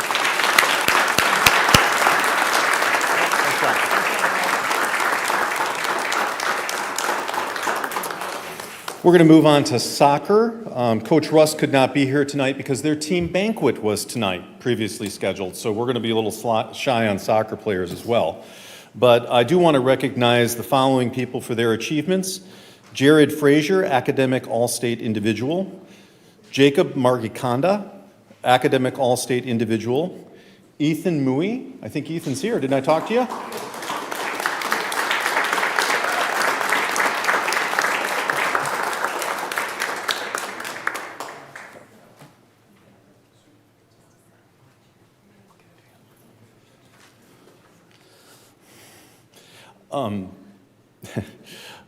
Massimo, you want to come back up? I got another one for you.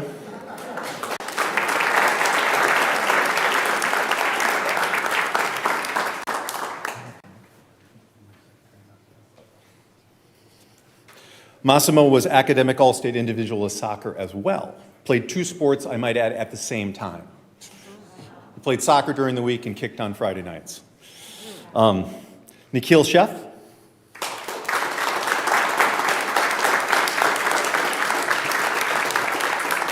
Academic All-State Individual Soccer player. And Jacob Siskowski. Oh, Jason. I'm sorry. I was looking at the next name. Jason. Jason was Academic All-State Individual as well.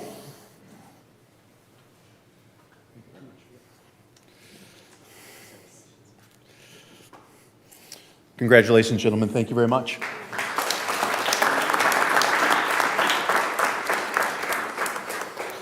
I want to recognize a member of our boys basketball team who was going to be here until about 5 minutes ago, and I got a text that he wasn't. But Ryan Hurst was an all-state basketball player at North Farmington High School. Congratulations, Ryan.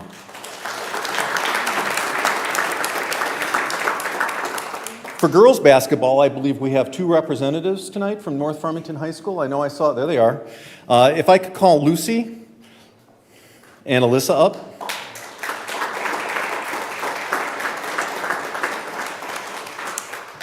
North Farmington High School's basketball team earned academic all-state team honors, and I think, thank you very much, Dr. Delgado. They will be accepting that award on behalf of the team. Congratulations, ladies. Thank you very much.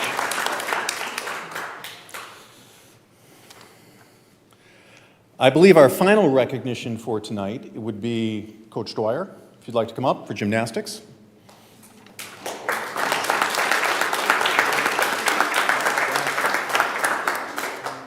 Thanks for this opportunity. So to be all-state in gymnastics, you got to be in the top 10 of the 4 events. And we had 3 girls do that this year. 2 of them are at prom, Kamini Plail and Sarah Lashbrook. But Grace Spencer, Grace, if you could come on up here. Grace is starting to dominate the gymnastics scene. She was all-state in multiple events, bars, beam, and all-around. As a team, John thought it'd be significant if, and I'm very much appreciative, he invited our team. We placed 10th, so girls, if you could stand up. I'd like to recognize Marty Jacobs, Grace Spencer, Abby Moore, Peyton Beals, Ava Mallon, Isabel Deshawn, Bella Thibodeau, and Marina Chortica. Thanks, you guys. So they've been, just as a team, we've been in the top 10 the past 22, 25 years. So they've been it's an awesome program, and I want to, first of all, John's been around the block, so have I. So congrats on the retirement upcoming. That's why he's smiling, right? And I want to thank him for, and you guys, also the board, for doing what you can for the program. We're in some trouble, and we're trying to get back to Farmington. So if any of you guys know of a way to get us back, because we're out in Livonia, and I think we're seeing the ramifications of that with a small team in the distance. So you're the smart ones. You guys are the ones with the money. So if you can help us out, that would be awesome. A lot of people think we do, so don't say that we don't have the money. It's okay. So anyways, thanks, and I appreciate the time. Thank you,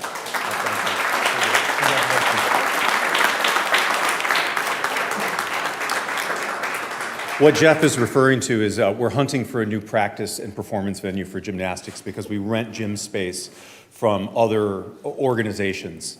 And so we've been working all year to try to find a new permanent home for our gymnastics team. So thank you again for the opportunity to present this evening.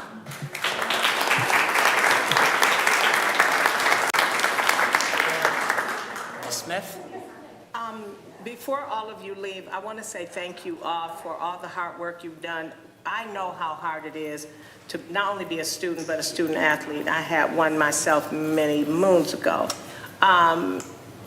The work that you all do and to keep your grades up is simply amazing. And to see not only for you to come tonight, which many of you probably had other things to do, I appreciate each and every one of you and your efforts in having our schools look good when whether it's track, whether it's volleyball, whatever the sport may be. Thank you for all that you have done as our students.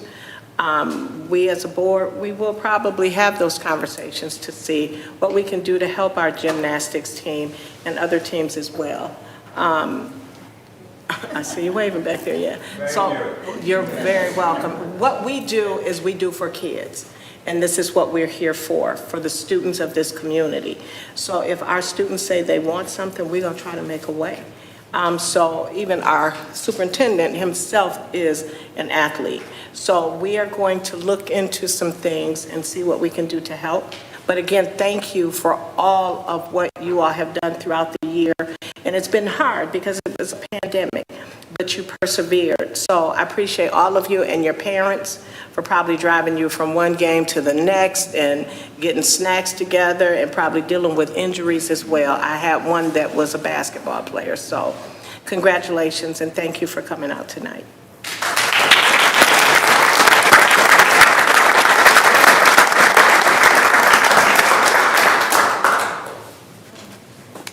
With that, that ends our recognitions. I'm going to allow just a quick moment for people to filter out who don't want to stay for the rest of this very riveting board meeting.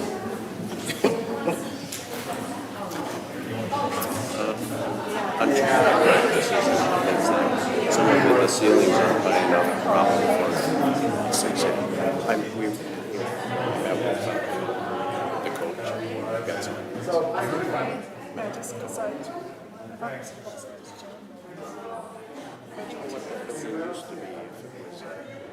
Oh, okay, so they're not as big as this one's.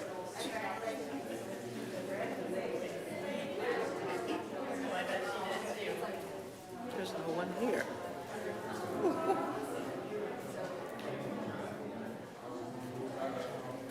Congratulations. Great. Wow.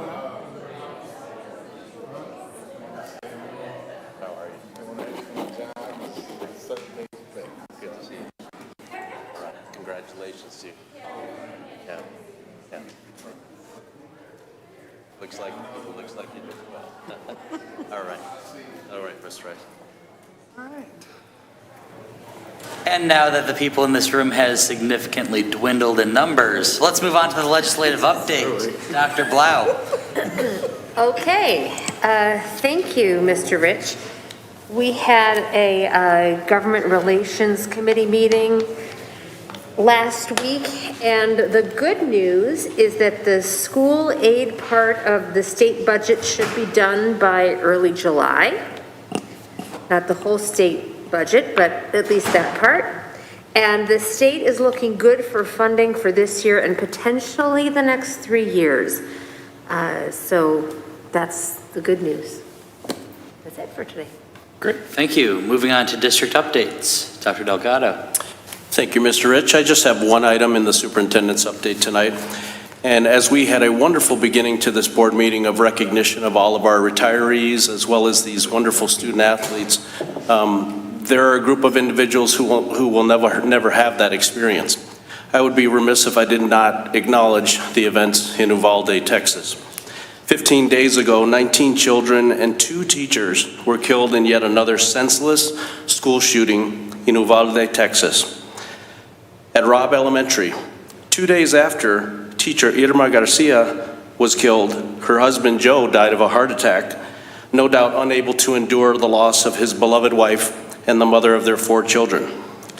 This isn't a school problem. This is a societal problem, and it doesn't have to keep happening. We in Farmington Public Schools have all the safety infrastructure as well as the safety training, and we will work to enhance that. But so did Columbine, and so did Sandy Hook, and so did Virginia Tech, and so did Parkland, and so did Oxford. This is not a school problem, it's a societal problem. And it's going to take people of goodwill to have the will to come together and partner to solve this. I'd ask for a moment of silence.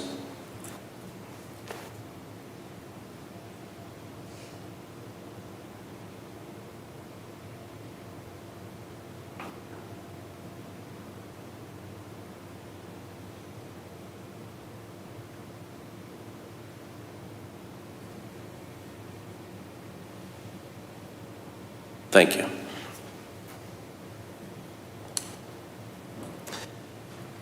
And there's no good segue, but I'll start with the next update. We have our end of the year goal progress report. I'll invite Dr. Coffin up to talk to us about our NWA and other scores. And Mrs. Hendrickson, thank you. Good evening. Sorry, let me pull this up. So this evening, we are here to present to you an update on how our students have progressed this most recent testing cycle in the spring. This is something that is required for us to share with the Board of Education and our community prior to the last day of our students being in school. So I am going to turn this over to Ms. Hendrickson, and she'll help walk you through the data tonight. Thank you, Board of Ed. Appreciated being here today. I do want to honor Nanette Suarez, who is a lot of behind the scenes in terms of helping us navigate, presenting, and aggregating the data, and she has a wealth of knowledge when it comes to looking at where our student assessment data is. So as Dr. Coffin indicated, we are required by Section 98E to report our progress on our extended learning plan performance goals that were launched as a result of the pandemic. So for the last few years, we've had goals in reading and mathematics, and it's really about looking at what % of our students are meeting and or exceeding their growth projections as measured by our NWA, the required benchmark. We've chosen that as our benchmark assessment for the 98B. NWA has been a longstanding benchmark assessment in Farmington Public Schools. It provides us an opportunity to look at achievement as well as look at growth. Most of the presentation you'll see today is looking at really our growth data based on the normative data set that NWA allows us to look at. There'll be a little bit about achievement, but our goals are really about where our students' growth. We'll be looking at grades K through 9 for reading, K through 8 for mathematics, and again, we'll be looking at the % of students meeting and or exceeding the projections that NWA sets up for where our students would go from fall to spring. And we'll take a look at our % of students and where they are in their achievement bands. The state does require us, as part of this reporting, to aggregate the data as a district, at the district level, grade levels, subgroup, and in addition, looking at in-person and remote. So NWA allows us to measure what % of students have met expected growth. 50% is what we expect to see in terms of the normative data, in terms of percent of students who would meet their growth expectations. As we look from winter when we shared this data to now, pleased to indicate that we have increased 3% in reading and 7% in math. So we have more students making their fall to spring growth projections as a pair compared to fall to winter, 52% in reading and 57% in mathematics. We continue to have our priority focusing on instructional practices that are supportive of this growth. We'd like to take you into the data to get a sense of how this looks at grade level and or subgroups. Anything? In terms of reading, as we look at all students, we had 52% meeting their growth expectations. And as you look at the grade data, you'll notice that all students are that black line down the graph, and you'll see that our elementary students compared from winter to spring showed significant growth gains from fall to spring as compared to fall to winter. So you notice there's any range from a plus 2% change to a plus 9% change. I'd like to see anything over plus or minus 3%, we kind of indicate kind of maintaining. If we are more than 3%, we're showing that we are moving students, the number of students who are meeting their growth projections. Note that kindergarten, this is the first time they've taken this assessment, and look at where our students start in our system. And we need to take a look at how those students grow and maintain and shift throughout our system as we look at ways to support our students. In the area of middle school, we're still seeing some consistent performance in reading from fall to winter, fall to spring, still an area in which we'll speak to later in terms of some next steps that we're taking in the work. We are required to also present by subgroups, and so we're pretty much seeing similar growth from one subgroup to another, pretty much plus or minus 3%. We do see some opportunity gaps still in the same groups as we've seen previously, Black, African American, economically disadvantaged, and students with disabilities. And we continue to look at programming and supports to navigate and support those subgroups. As we moved into in-person and remote instruction during the pandemic, we are required to disaggregate the data by in-person and remote. And similar to the winter, our in-person and remote students are performing very similar in their growth patterns in the area of reading. And that's all K-9 students.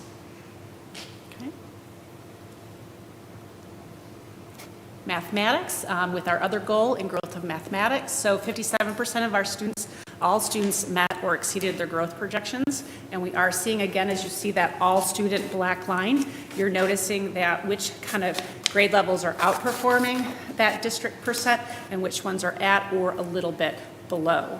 Again, we're seeing increases in the percent of students making growth expectations at the elementary levels, and we're still navigating those middle school levels. You will notice that we outperformed our percent who met growth in math as compared to reading, which I think is indicative of some of the work we've been doing, although I will have to say that our percent who met growth in mathematics fall to spring was less than those that met the growth fall to winter, and we've had some thinking about that.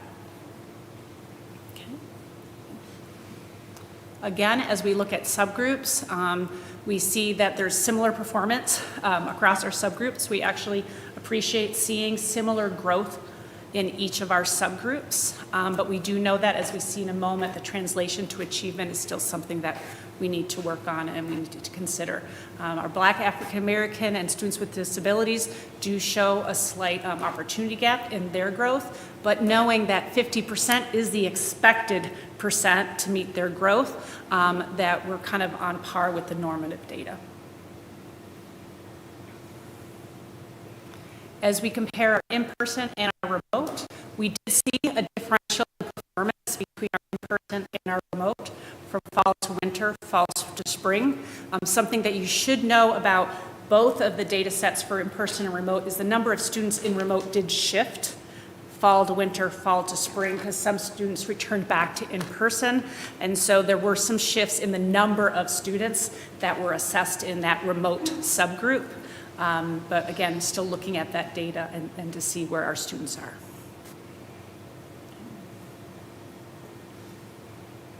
We know that we've talked to the Board of Education about meeting growth, and that's kind of one of the most critical indicators we're looking at right now, because if we can grow students and we can accelerate their growth, we have the potential to have impact on achievement.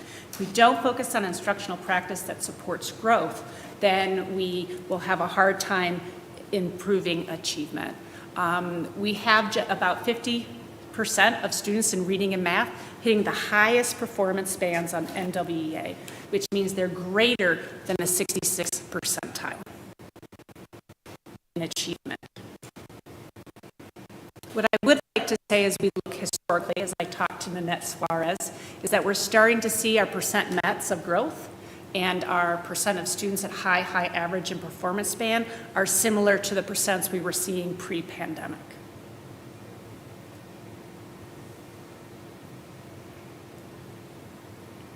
We do know also, as we look at achievement, we're still in that place where we see similar trends across the nation in terms of where our subgroups are performing. And we do have some subgroups that we need to think about how we're going to structure, how we're going to think innovatively about meeting their needs so that we can navigate not just expected growth, but accelerated growth so we can impact those achievements. And that requires not one solution, but a multitude of solutions that wrap together to shift and move those. Anything you'd like to add, Dr. Coppin? We know that any data should be analyzed in context, and we are taking a look at this data as we engage in our continuous improvement process.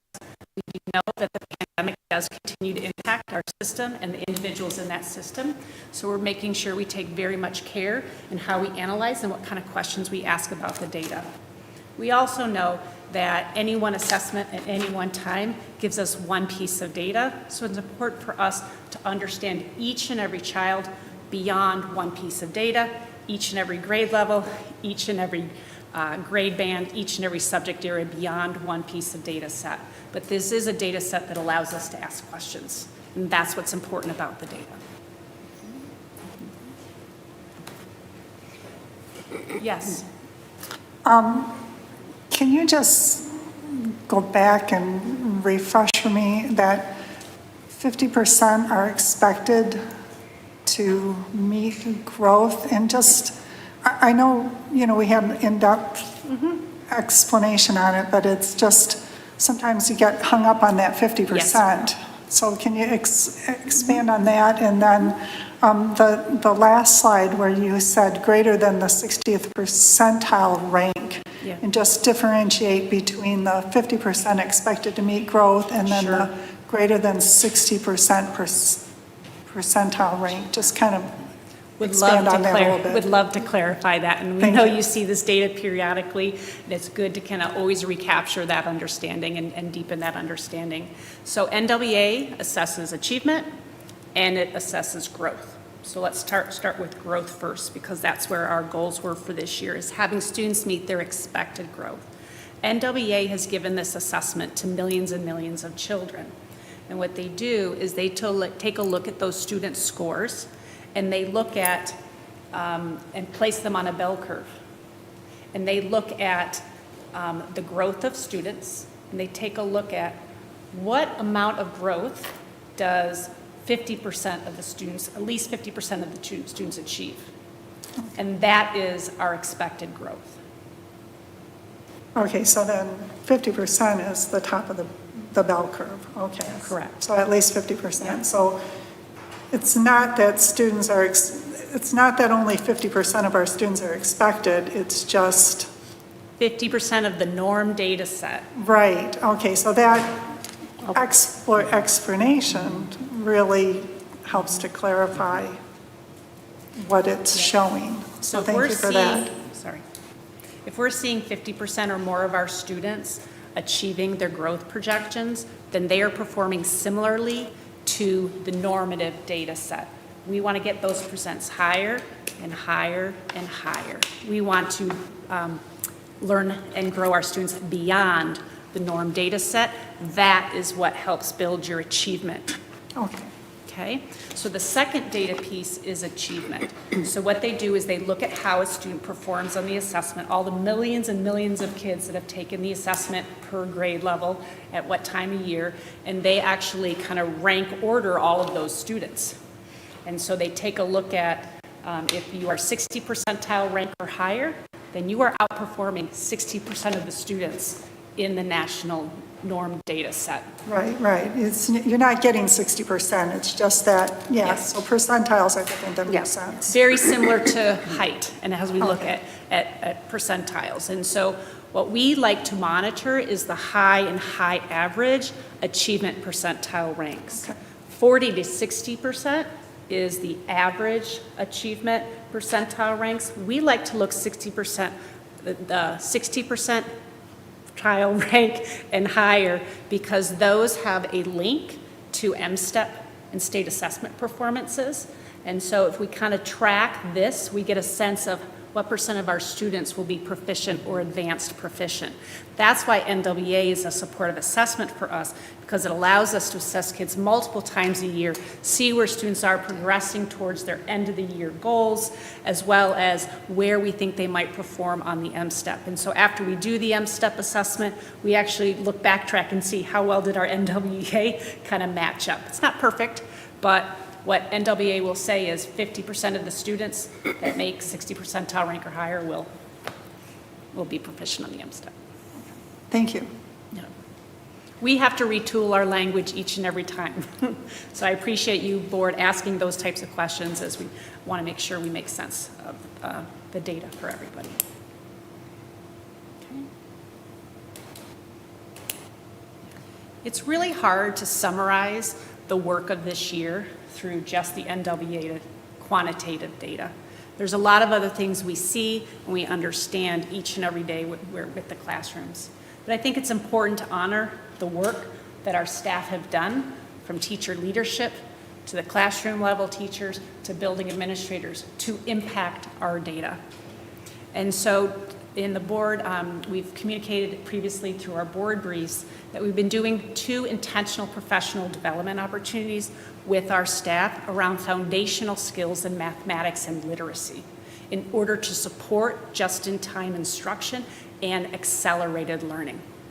So we've been offering different forms of professional development, remote, synchronous and asynchronous, as well as in person.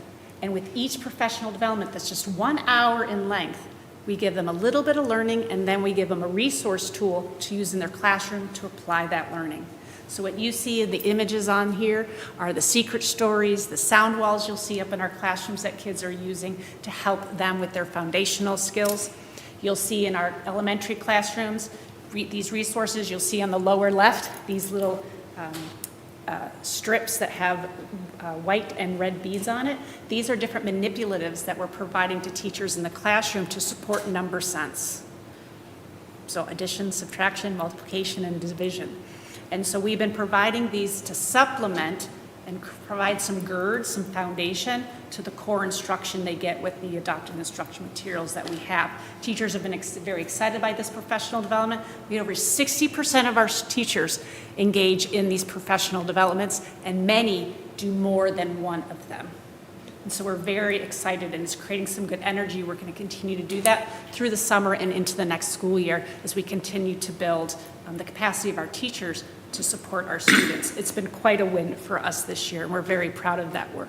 And I would just add that this did come from our teachers as an unmet need that they needed for their professional development. And so I think that is why you see such a high percentage of our teachers taking advantage of this, as this was what they were seeing in the classroom and requested the district to support them in their foundational skills. In fact, the tool of sound walls, which is the one on the right, which are pictures of kids and how they make sounds, and the one on the left, secret stories, which are special stories teaching us how we work with some novel letter combinations when we do our reading. Those were tools teachers found, brought to us. We researched, leveraged, and pushed them back. In fact, we have teacher leaders in the classroom that are ones that are the experts at this. I think as we looked at our NWA data in middle school, one of the things we have to think about when we talk about what are the multitude of things we can do to support our middle school learners. And so under the leadership of Dr. Coffin, all our middle school principals are working with our middle school staff to bring on board of teaming to the middle school, which is really going back to the authentic work of what a middle school learning environment should look and sound like. And what's amazing is it's about meeting early adolescent learners where they are as early adolescent learners. They're not elementary learners, they're not high school learners. We have to understand who they are, what their needs are, and how to navigate their social, emotional, and academic needs.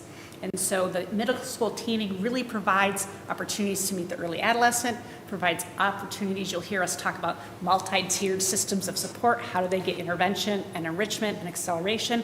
How do they get behavioral, social, emotional supports? So we're restructuring the day so that we can restructure the experience for students. This is actually going to provide, I know that some of the board members have mentioned, how do we get teachers more collaboration time to do the work?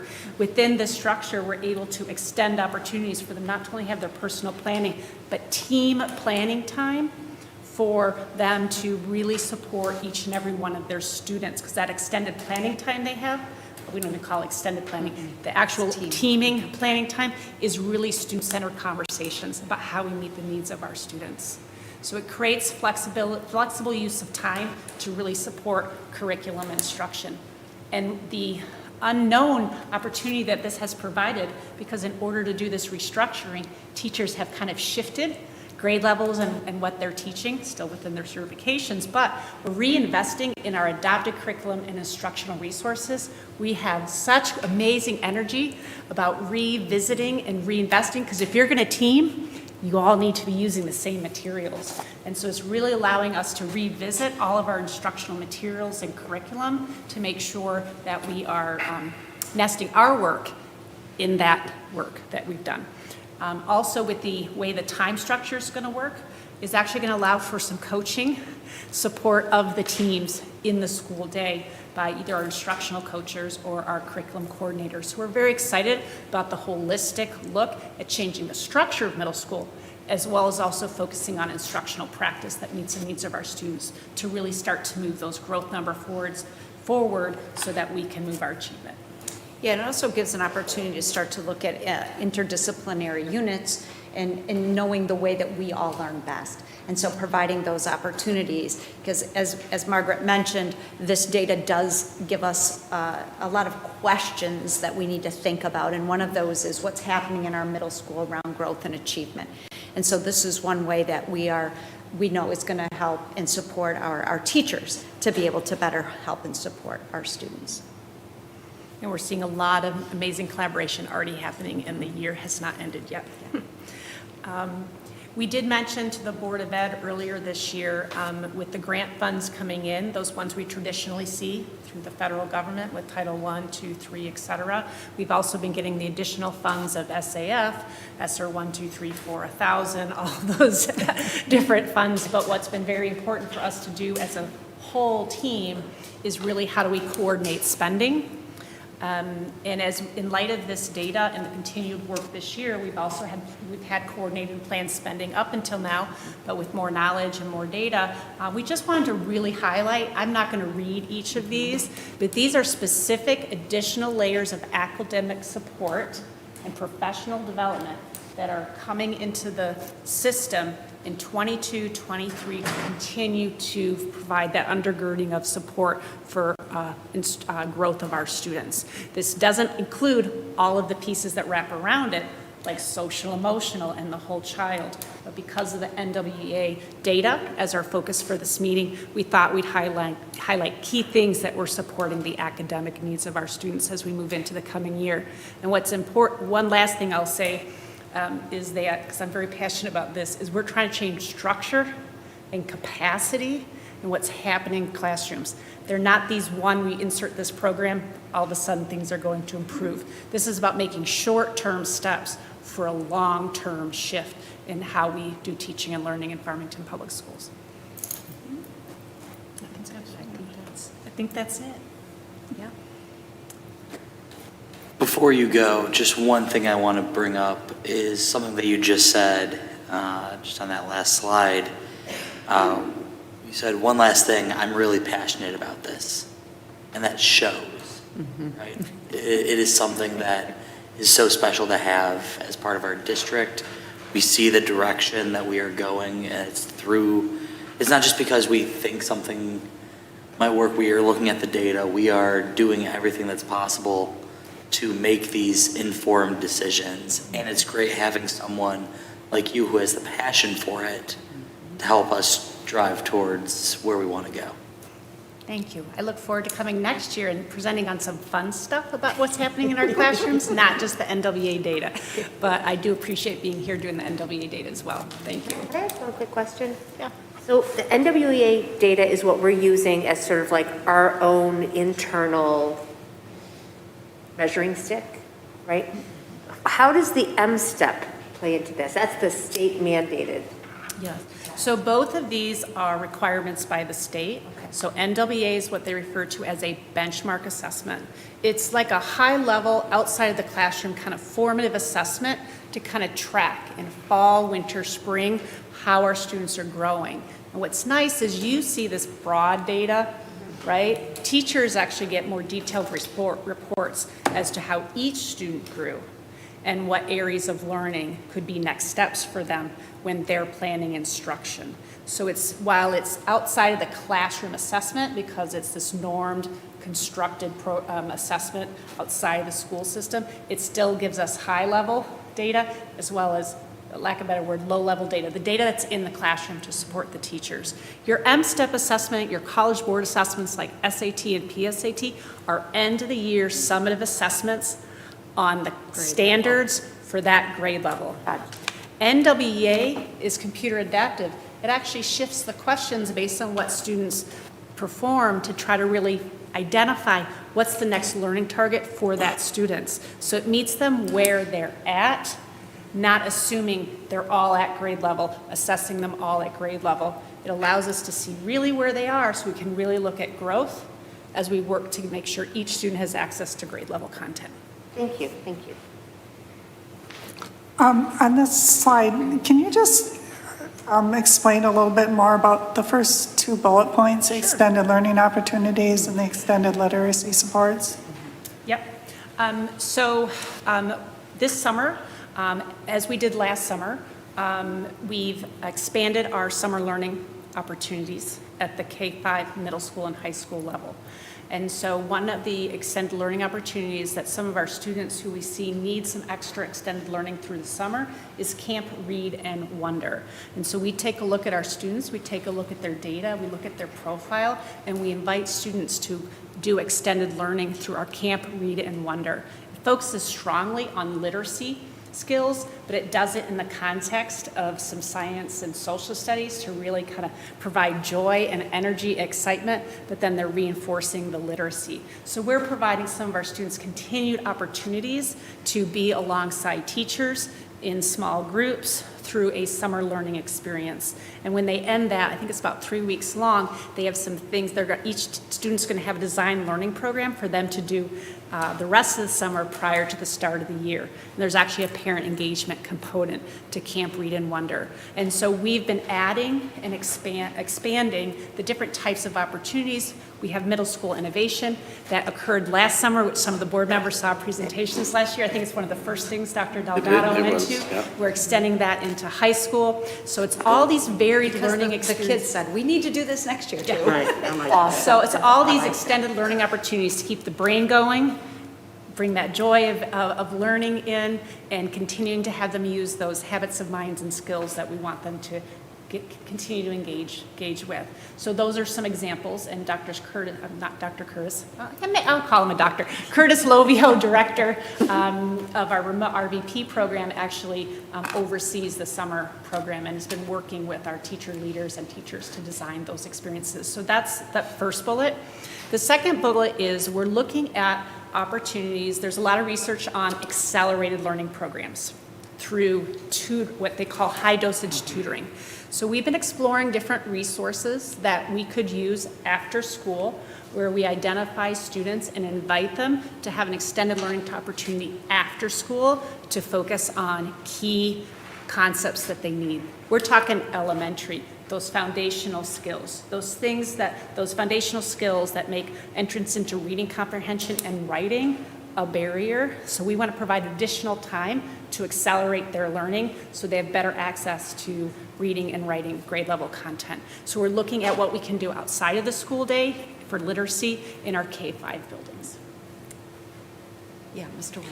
Could you expand on the IST model for the high schools and what expanded literacy and math support at the middle school is potentially looking like? You want to take the IC? Sure. So currently, we have instructional support time at our high schools right now, and they have that one time a week. So what we're doing is looking at expanding that and allowing for an opportunity for our students to have some choice in some of the things that they would like to do, as well as get additional support, and then also looking at providing our teachers some time to be able to collaborate. So we're looking at expanding from one time a week to 2 to 3 times a week, and keeping that consistent in the schedule. So our high school principals are working on that right now. But again, something we heard loud and clear from our student body, as this was something that they really wanted coming out of this pandemic.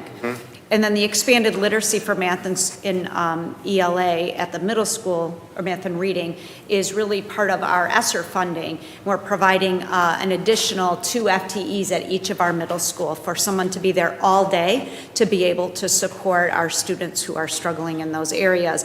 In the past, it's been, there might be an hour here or an hour there, but we restructured the staffing model and we're able to begin this way. Eventually, those positions will just be part of that teaming process, but we needed to support our kids, as we transition to that. And we've always had literacy and math support in the middle school through elective classes called ARI and math support. So we're allowed to offer those more often to more students, as well as we're exploring push-in models where those support staff, as we grow into this model, push into the teams and work alongside the teachers in the teams and do kind of push-in support for students. So again, really looking at how we restructure, not just doing the same old like we've always done, taking what we know, investigating it further, innovating on it, and expanding what we have to offer. And these are highly trained positions, so there's additional training that they go through specifically to those programs Margaret spoke about. I just wanted to offer this commentary, and certainly not to be the killjoy in the room. And while we have done a tremendous job in dealing with the pandemic and all the things that have come from it, I'm still bothered by some of the data. Yep. And I know we didn't spend time on it. This may not be the place and time for it, but as we move forward, some of the groups where we are not performing where we want to be, for those groups, I would really love for us to be able to demonstrate what are our specific strategies around how are we going to move that needle. Don't expect the needle to move overnight, but if we can say this is the roadmap and these are the steps we're going to take to revitalize, reinvigorate any kind of level of confidence for our parents, whatever it may be, that this is still the place for their kids to be in those particular groups, that would be something I would be very interested in and help kind of put a portion of my mind at rest. That also being said, because that other population of high achieving student who can be neglected because we get to focus so much on groups that need and they deserve that need. What strategies are we going to have as we continue to move forward to push those who are already doing well and could possibly be doing better? So I'm looking forward to any discussions, any insight, innovations, which we have been incredibly innovative over the course of this year, in spite of the environments that we've all had to deal with, to really address that stuff. So I just want to thank you, and I just don't want those things to be forgotten as well. Yeah, and Mr. Walker, I will say those are the same conversations that we had the minute I saw this data, was those exact pieces. And so while we're presenting kind of what's required, please know that there are areas and pockets in our School of Innovation where just some changes, we have some small things happening in our elementary schools where we saw student growth and achievement soar because of some changes. So we are going to capture those and continue to expand it. But absolutely, that is a continued conversation with some very targeted strategies for support. And I think what Dr. Coffin has always brought is part of that response is how are we changed structurally and how are we shaping the whole learning experience, what we call that tier 1 core instruction, because what a lot of the research really proves out is it's those core instructional strategies we use each and every day in our curriculum that indicates that shifts motivation, shifts engagement and achievement, while also then providing those supplemental intervention supports to those targeted populations. Very good. Thank you. All right, thank you. Thank you so much. Have a great evening. You as well. We are now going to move on to reports from board committees. First is Finance and Facilities Committee. Ms. Heinrich. Yes, the Finance Committee met on May 31st. Myself and Mr. Walker were present, along with cabinet members. The first thing we talked about was cell towers, and Mr. John Barth explained that there's 2 cell towers over at North Farmington High School, and company Wireless Propco LLC, they want to purchase the cell towers that we currently have a lease agreement with them. And he explained the benefits, and this is going to be something that the board is going to be asked to approve on the consent agenda at the next meeting on June 21st.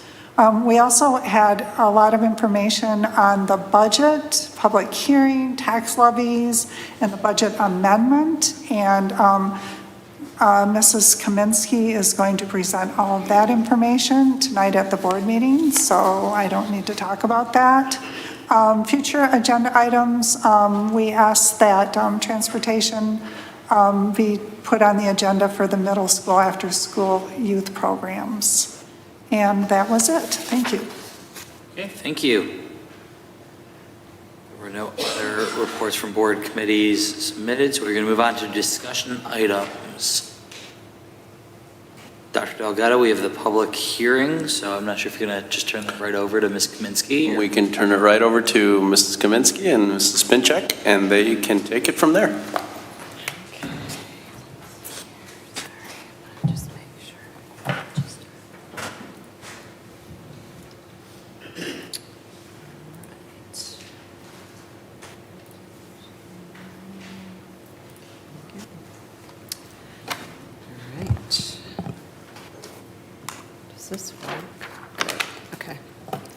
Good evening. Sorry, I was just getting everything together here. Lots of information in your board book related to our fiscal year 2023 budget, which we'll be presenting tonight and which will be our main focus. And then you also have detailed information on our second budget amendment that was included in board book, along with explanations for the changes for that second amendment.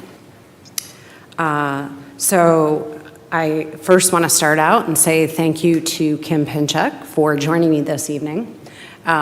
She and I are really joined at the hip for the month of May, and prior to that as well, as we start to wrap up, try to finish our second amendment for the current fiscal year that we're in, and then start that detail work for our fiscal year 23 budget. So thank you, Kim. And she'll be presenting some of the information this evening.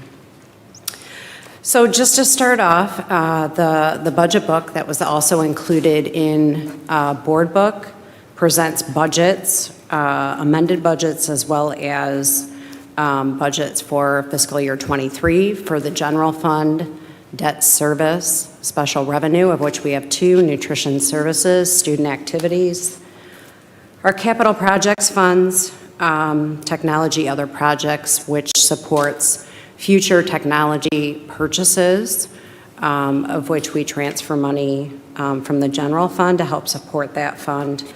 Maintenance bus purchases, again for future capital needs and bus purchases once those bond dollars are exhausted. And then, of course, our bond funds, our Building and Site 2018 and Building and Site 2020. We also have an internal service fund, our benefit stabilization fund, and that we use to pay for all of the claims related to health, dental, vision, life, and long-term disability. So our focus, again, will be on our general fund. That's the main operating fund of the district, in the information that we'll present in detail tonight. So just to start off with how we kind of go about our budget development process. Again, at the beginning of the year, we're looking for information from the state so that we can develop those budget parameters and assumptions that are brought to you in March, usually. We'll receive budget information from the state, from the governor, usually presents her budget or his budget in February. We look at that information as we move forward. The House and Senate have typically released their budgets a little bit later. It seems like they wait for that May revenue estimating conference in order to generate, their funding for schools. We're looking at staffing and enrollment projections, instructional supports that are needed, including scheduling and the staffing process, and then grant funding that's available. So if you go to our website, which is displayed here, there is a transparency reporting button that flies in, and if you click on that, there's a lot of really good information there. It includes all of our budget information that's required, our audit report, and many other things as required by the state. So you can find any of this budget information on our website. So I wanted to provide you with a history of our foundation allowance and where things have looked like. And I know it's getting really crowded on this page, but I really wanted to show you what happened back in 2009-10 in those next 2 years. So that was when we lost over $600 per pupil, when the economy was in not great shape, and the governor was trying to right-size the budget at that time. And along the way, we received no increases, very small increases, and it really has taken us to this year, a little bit from last year, to get back to where we actually had an increase in funding. Prior to that, we were still at that negative point where we were back at our funding levels in 2009-10. So this year, we're projecting a $435 per pupil increase, and that's based on the governor's budget that was presented. So looking at our cumulative rate of inflation versus that percentage increase that we received from the foundation allowance, you can see the red line is that cumulative rate of inflation. The two lines, obviously, there's a fairly large gap, and there has been for quite some time. This graph goes all the way back to 2006-07. So in the current year, if we looked at that funding gap, it would be about $47 million. So obviously, our funding increases have not kept up with that rate of inflation over time.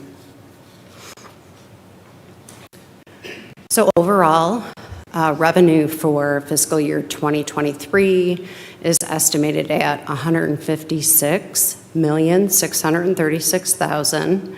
Expenditures are at $157,429,000. So we're projecting to use $793,000 of fund balance, which still brings us to an estimated percent of 19.2%.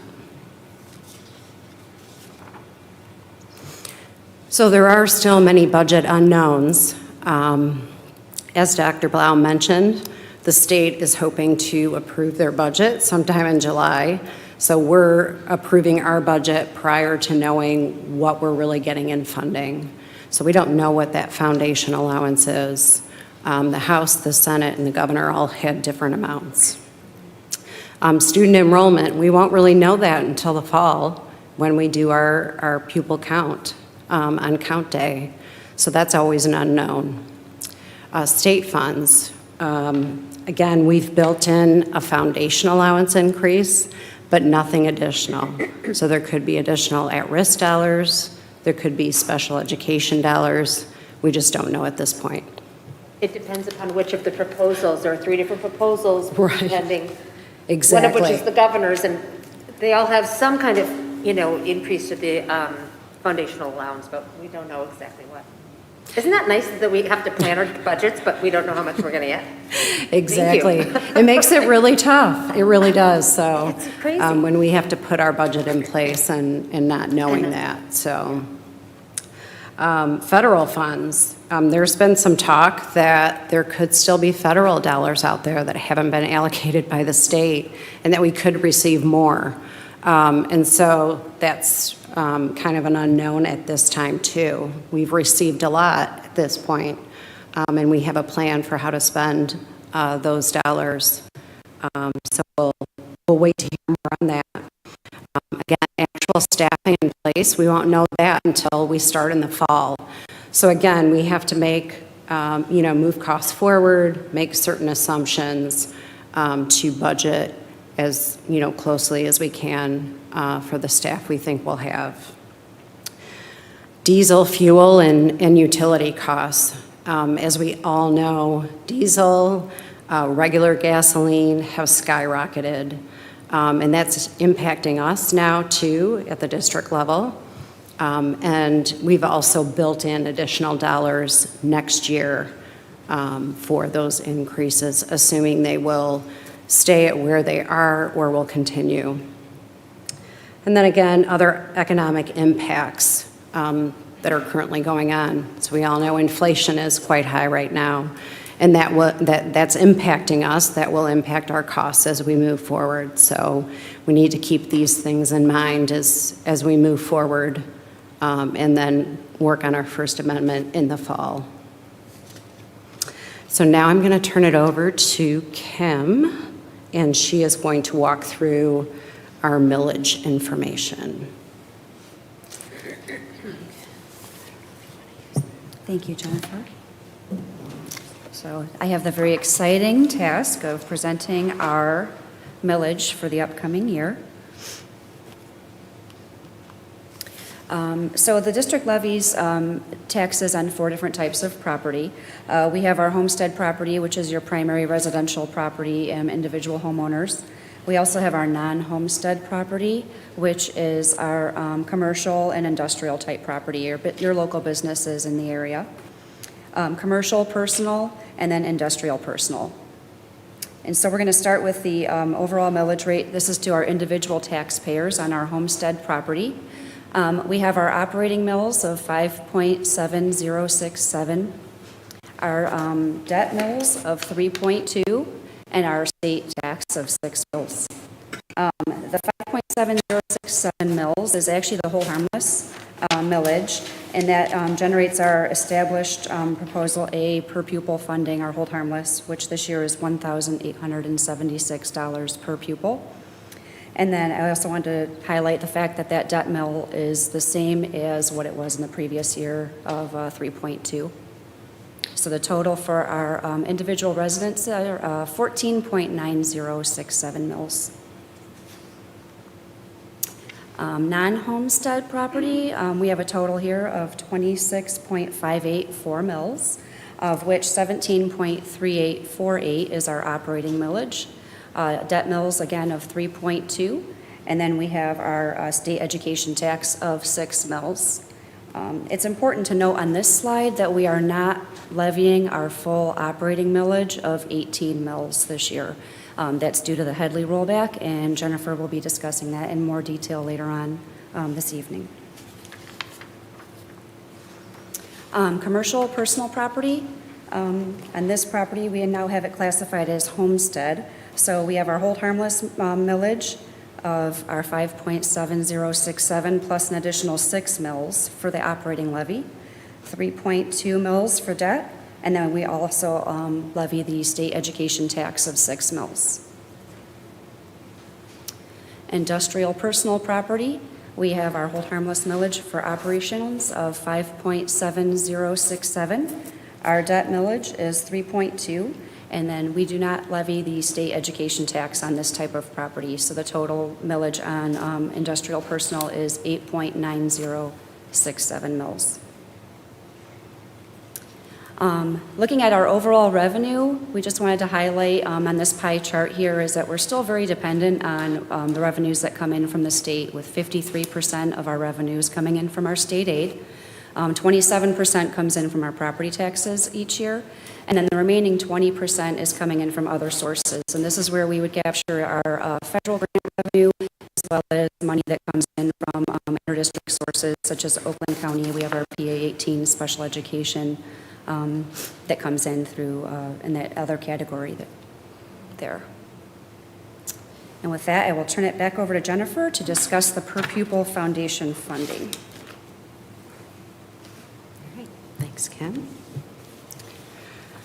So as Kim mentioned just now, we are not able to levy our full 18 mills, our operating millage, on our non-homestead taxpayers this year. And that's due to the Headley Amendment that was put into effect in 1978. And what that does is looks at the taxable values and how they rise in relation to inflation. And if taxable values rise higher than the rate of inflation, they require us to roll back our millage. And so we've gone below that 18 mills when we do that calculation. And so this chart, again, talks about our foundation allowance, which is how we receive the majority of our funding.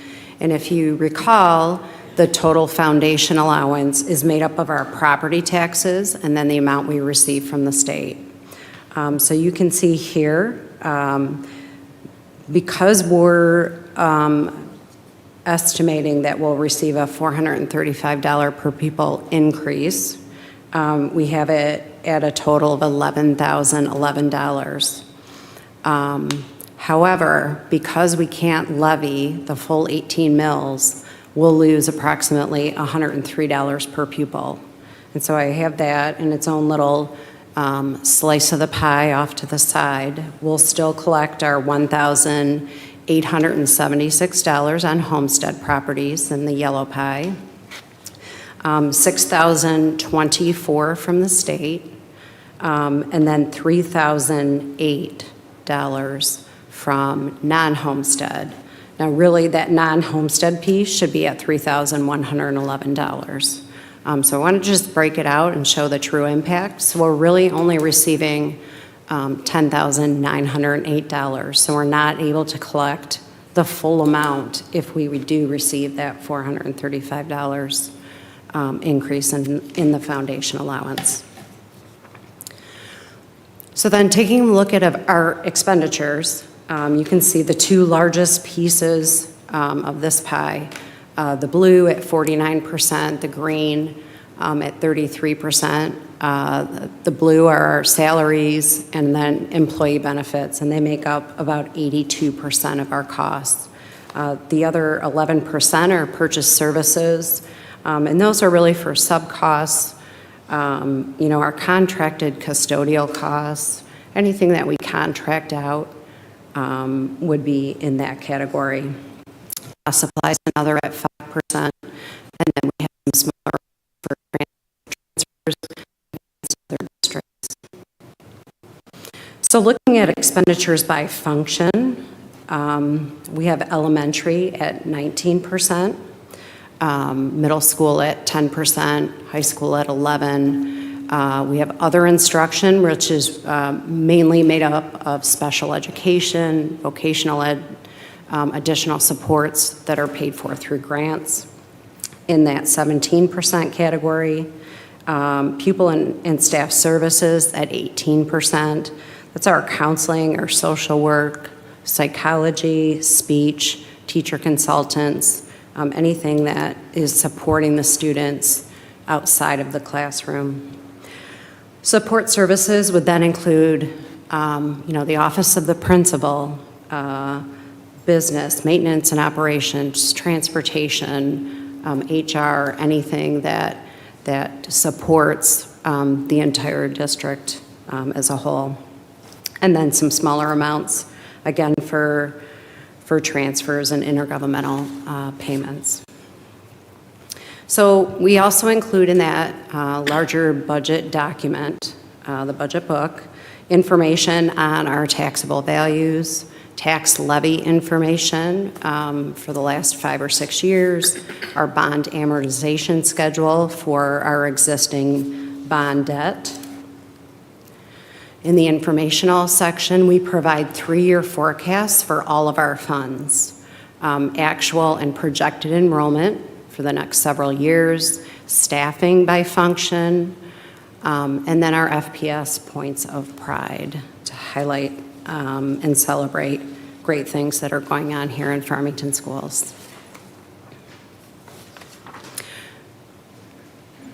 So again, I'm not going to run through all of these funds, but we do have budgets set for all of our other funds, and that detail is provided in the budget document as well as the resolution which was provided to the board. So just to highlight a few amendments, or the large amendments for fiscal year 22. So this will be our second amendment. We have revised our local revenue for property taxes and Medicaid fee-for-service money, and that was a decline in that category. We did increase our state revenue for that foundation allowance adjustment. So when typically we reduce property taxes, the state will then kick in and give us a higher amount, and then some state grant awards. Federal grants was really the largest increase or largest change in category as we added those additional ESSER dollars into our budget. So that was about $7.8 million. We did reduce our purchase services and supplies, about $1 million. And then anything else that, was known to us at the time that we knew we needed to adjust, we would have run through that budget. So I do, again, want to say thanks to Kim, also to Carla Swanson in our office, and then Julie Langdon, who's helped us develop some of the documents to make the cover look nice and some of the pages throughout. So I can answer any questions that you might have. Seeing none, I think we can move on to the next part. All right. Thank you so much. Thank you. All right, let me get out of this.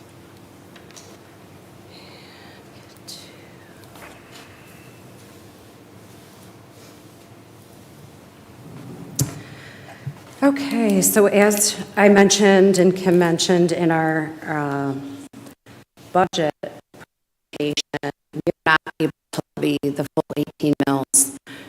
So we're only able to levy 17.3848. So that's a reduction of 0.6152. So over a half a mil. And that obviously means lost dollars for us in property tax revenue. So I just wanted to, again, start off with our foundation allowance. And I just presented this, I know, so it's really just trying to emphasize, if we were to go out and, talk about this outside of the actual budget, this is how we're funded. And so we are losing about $103 per pupil because of the way that foundation allowance formula works. A portion of it is coming through property taxes, and the rest from the state.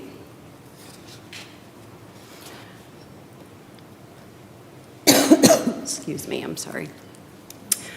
So really just wanted to highlight some of the big items related to this non-homestead millage and the rollback and how everything works. So again, our 2022 non-homestead millage has been rolled back from 18 mills to 17.3848 mills due to that Headley Amendment of 1978. Again, the millage reduction occurs when property tax values grow faster than the cost of living index, or what we commonly refer to as inflation. So the state assumes that every district levies that full 18 mills allowed by law, and they will not make up that difference if you don't. And that's really the key thing, is that they're requiring you to collect that 18 mills in order to get your full foundation allowance. So for Farmington, what this means is a reduction in property tax revenue of $878,000 right now for the 2022-23 fiscal year. That is built into the budget that I just presented to you, and again, equates to about $103 per pupil. So if that millage reduction continues, the $878,000 loss will grow each year. So the money the district receives from the non-homestead millage, along with all other funds of the district, in the district, support the day-to-day operations, including staff costs. So this tax, the non-homestead, only applies to our non-homestead property owners, and those are our commercial businesses, rental properties, vacant land, and second home properties. So if you are a homeowner, this millage restoration would not affect your property taxes. And that's really a key item. It will be the homeowners that vote on this millage restoration, but it won't impact their property taxes. It is a tax, again, so that we can levy that full 18 mills on our businesses. So one of the options we have is to go out for what they call a restoration millage whenever there's an election that we can get into. So for us, it would be that November 8th, 2022 ballot. So the district did encounter this back in 2017. We had just gotten a 10-year approval in 2015 for our operating millage for both non-homestead as well as our hold harmless millage. And so we requested 18 mills, and we made it through 1 year. In the second year, it was rolled back, and we couldn't collect that full 18 mills. So we did go out for a restoration millage in November of 2017, and it was restored. And we also asked the taxpayers at that time to provide an additional mill to help cushion any future rollbacks. So we, again, can never levy more than 18 mills.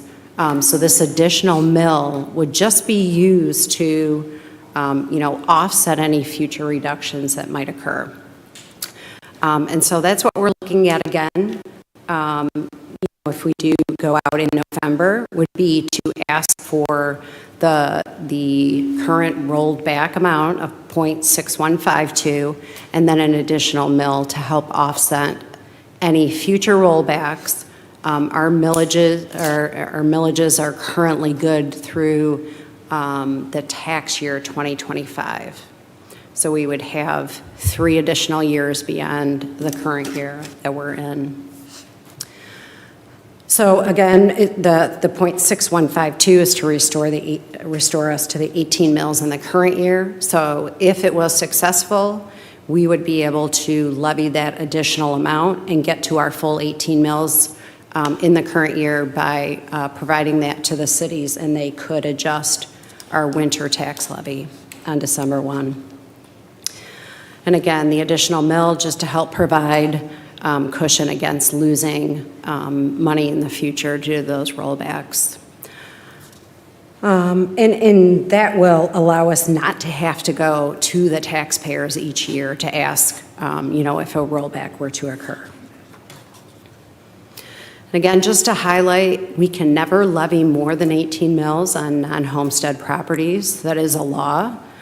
So even if we have an authorized millage larger than 18's our max.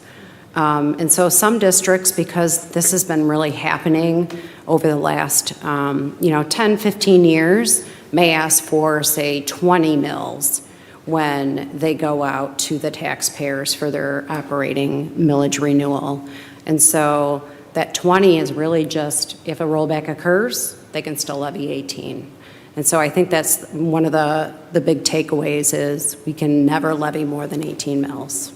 But the state expects us to levy 18 mills, so that's what we're trying to do here. So what needs to happen in order for us to go out for this restoration? So the board does need to approve a resolution at the June 21st Board of Education meeting, authorizing the restoration in order for Farmington to file that necessary paperwork with the Oakland County Clerk by August 16th. So since we don't have a July meeting, our first meeting is on August 16th when we come back in August. So that's why we're looking at this right now and are looking for the board's approval at the next meeting. So I'll stop there and ask if there are any questions. I also do have the resolution, which I just want to quickly put up on the screen and just walk through what it would look like on the ballot. But I'll wait and see if there are any questions. Seeing none, I just wanted to reiterate, because I'm not sure if you misspoke or I just misheard. It's that you can't levy more than 18 mills on non-homestead properties. Correct. Yes. For some reason, I thought you said homestead. Oh, did I? Okay, I may have misspoke. That's okay. Just Thank you. reiterating to everyone Yes. who's watching. This is only related to the hundreds of thousands non-homestead. at home watching. Yes. That you can never levy more than 18 mills on non-homestead properties. Correct. Yes, Ms. Smith. Thank you so much for all of this. Not only informing us, but informing the public as well. So there will not be anything said that this was, you weren't transparent and that you tried to throw something in on us. This is June. You're not asking for us to do anything until, the end of June. So it's not anything new. So I appreciate it. Yep. You're welcome. Ms. Fox? I just actually would like to thank you as well, because I actually am understanding this based on their presentation on Saturday and today, and I'm feeling pretty good because I kind of understand it. Yes. Thank you. Oh, yes, thank you. I appreciate that. So. Dr. Blau? I would just like to reiterate something that you shared during your presentation, that if we are able to increase, to make up that difference, the number of mills, that won't affect our regular homeowners. That's on non-homestead properties. Correct. So it's important for our public to be aware. Dr. Delgado? And just extend my thanks as well to you, to Mrs. Pinchek, to your entire team for all of the work you've done these last couple weeks. And just so I know that you have presented to the board recently, but just to reiterate so our board is completely clear and so the public is clear, the reason that we're not able right now to levy 18 mills has nothing to do with anything we did. It has to do with circumstances within the financial status regarding inflation as well as home values. So maybe just if you could explain that again and clarify, it has nothing to do with what Farmington Public Schools has done in terms of our budget. It's out of our control. Right, so the Headley Amendment limits the taxable value increase that can occur each year to the rate of inflation. And so if we look at what's been happening over the last couple of years, we all know people are selling their homes for over asking price for phenomenal amounts. And that might slow down in the future. We don't know right now, but that's definitely been occurring. And so when you sell your home, your taxable value is automatically rebased. And it can rise to whatever level it needs to based on what the city evaluates it at. Whereas if that same homeowner still owned their property, it would be whatever the inflation multiplier was, which for this year was 3.3%. So that's really what generates this rollback, because the rate that they increased was higher than 3.3%. They generate and tell us what we have to reduce by. And that's happened over the last, 4 years. We've had a rollback every single year. We just finally ate through that 1 mil cushion this year. And so that's why we're asking for another mill to help offset anything in the future and make sure we can collect that full 18 mills. Thank you for clarifying. You do such a great job of making it. You're right, Mrs. Fox. It's complicated, and so the way that you present it really helps us understand what's in the best interest for our taxpayers as well as for the stability of our district funding. So thank you. Thank you.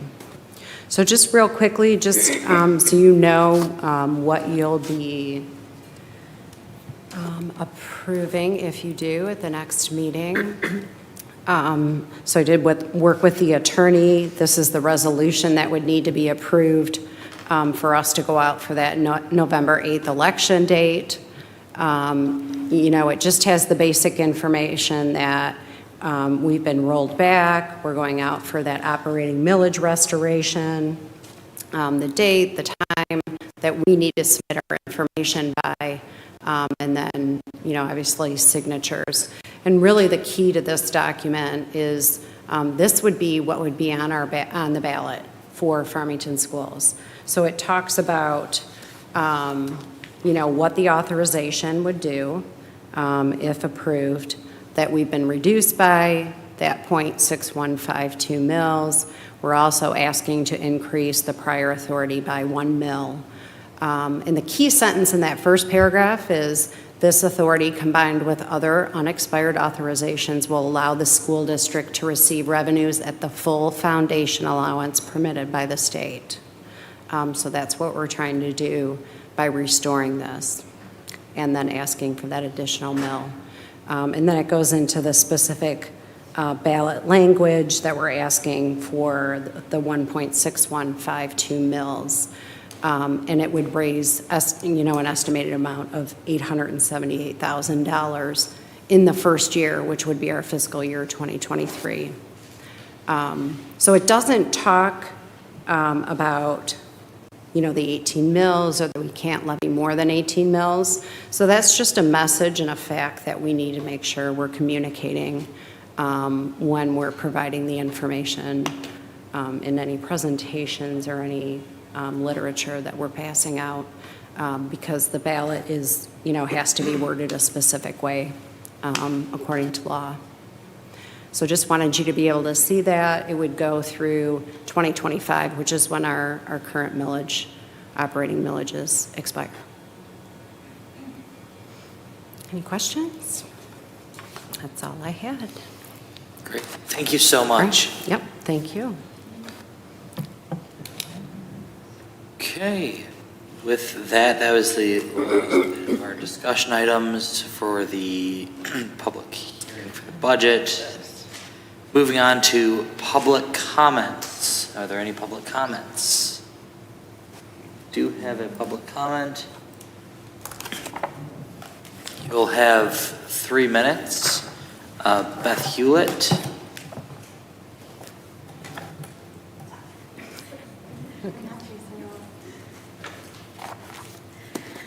Good evening. I am here today as a parent. I am not representing any organization.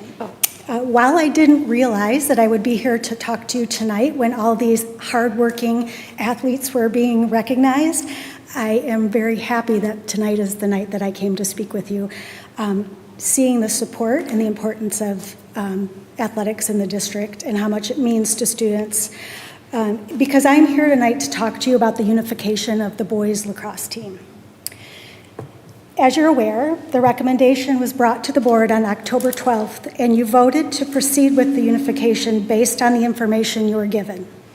However, that information wasn't a complete picture, and I hope that you will revisit that decision in the future.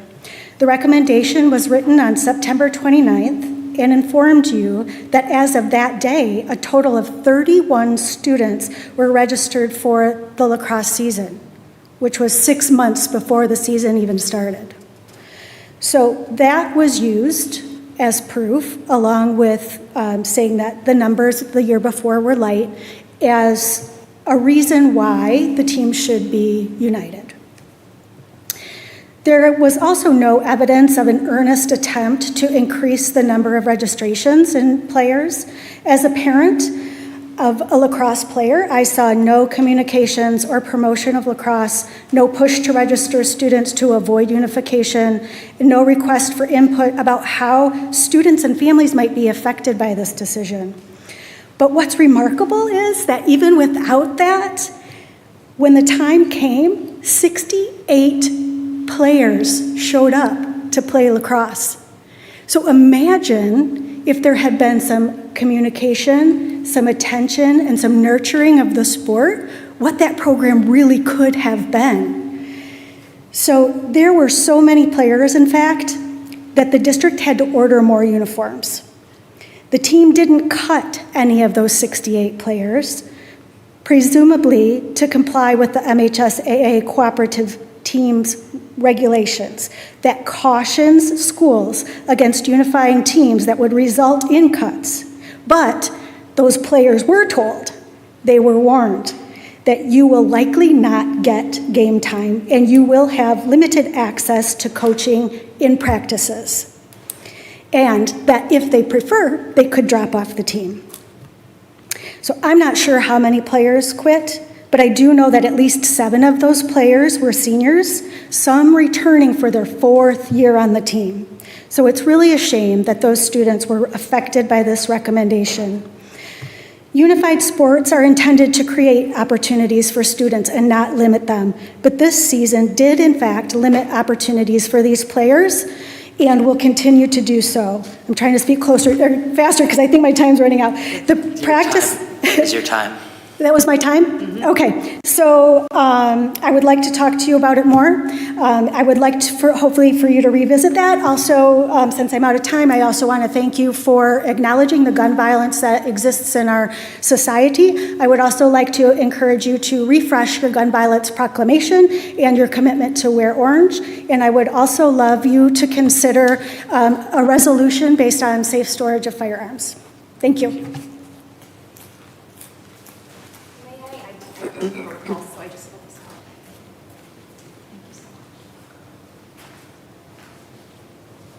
Hi, good evening. My name is Alicia Watkins, and my son is in kindergarten at Long Acre, and my daughter will be joining him next fall. You may have saw them sitting back there earlier in the meeting with my husband, and I really wanted to come to offer support and partnership as a parent, as a community member. I think all of our hearts are just broken right now, and I appreciate your comments, Dr. Delgado, and I do agree with you that it's a societal problem that we're dealing with.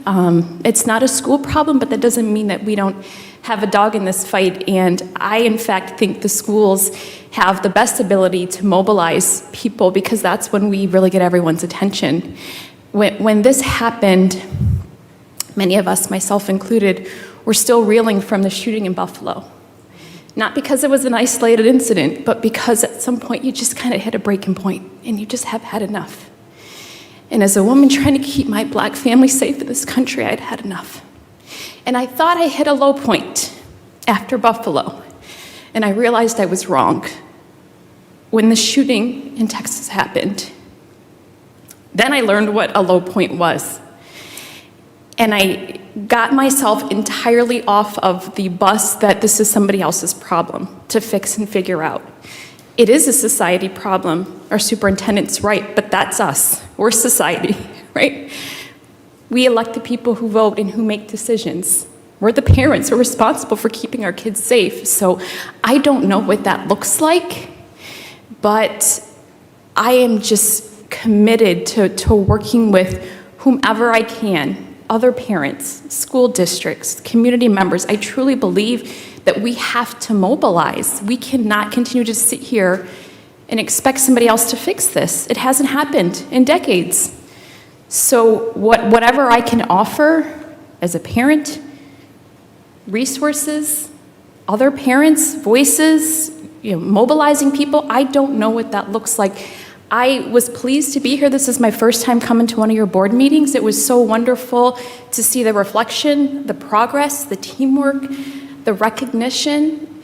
But it was bittersweet, right? Because none of that much matters if our children and our teachers don't make it home at the end of the day. So I thank you for the hard work that you are doing, and I don't mean to burden you. I just really mean to offer support and partnership in any way that I can. And thank you all for what you're doing. Thank you. Are there any other public comments?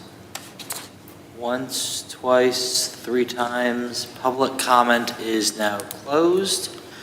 We're going to move on to action items. We have the resolution opposing the Let My Kids Learn voucher initiatives. Yes, I move that we approve the resolution opposing the Let My Kids Learn voucher initiatives. Support. It has been moved by Dr. Blau, supported by Ms. Smith. Any discussion? Seeing none, could we get a roll call vote, please? Dr. Blau? Yes. Mr. Walker? Yes. Ms. Heinrich? Yes. Ms. Fox? Yes. I myself, yes. Mr. Rich? Yes. Motion passes. Thank you. Moving on to the consent agenda. Can I ask a question? Yes. This resolution, now that we've approved it, what do we do with it? Do we mail it to our legislatures? Or where does it go? There's information from the email that was sent to all various locations. Okay, so it's not just a resolution in Farmington, but it's going to be sent out that Yes. Farmington Yes. Board of Education supports it. Okay, thank you. Sure. Go ahead. Going on to the consent agenda.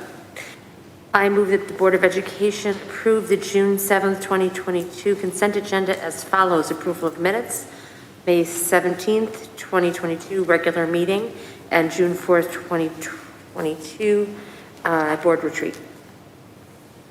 Or It has been moved by Dr. Blau and supported by Ms. Smith to approve the consent agenda. Any discussion? Seeing none, all in favor? Aye. All opposed? Motion carries. Moving on to reports from board representatives. Round, any reports? Okay, moving on to recommendations for future agenda items.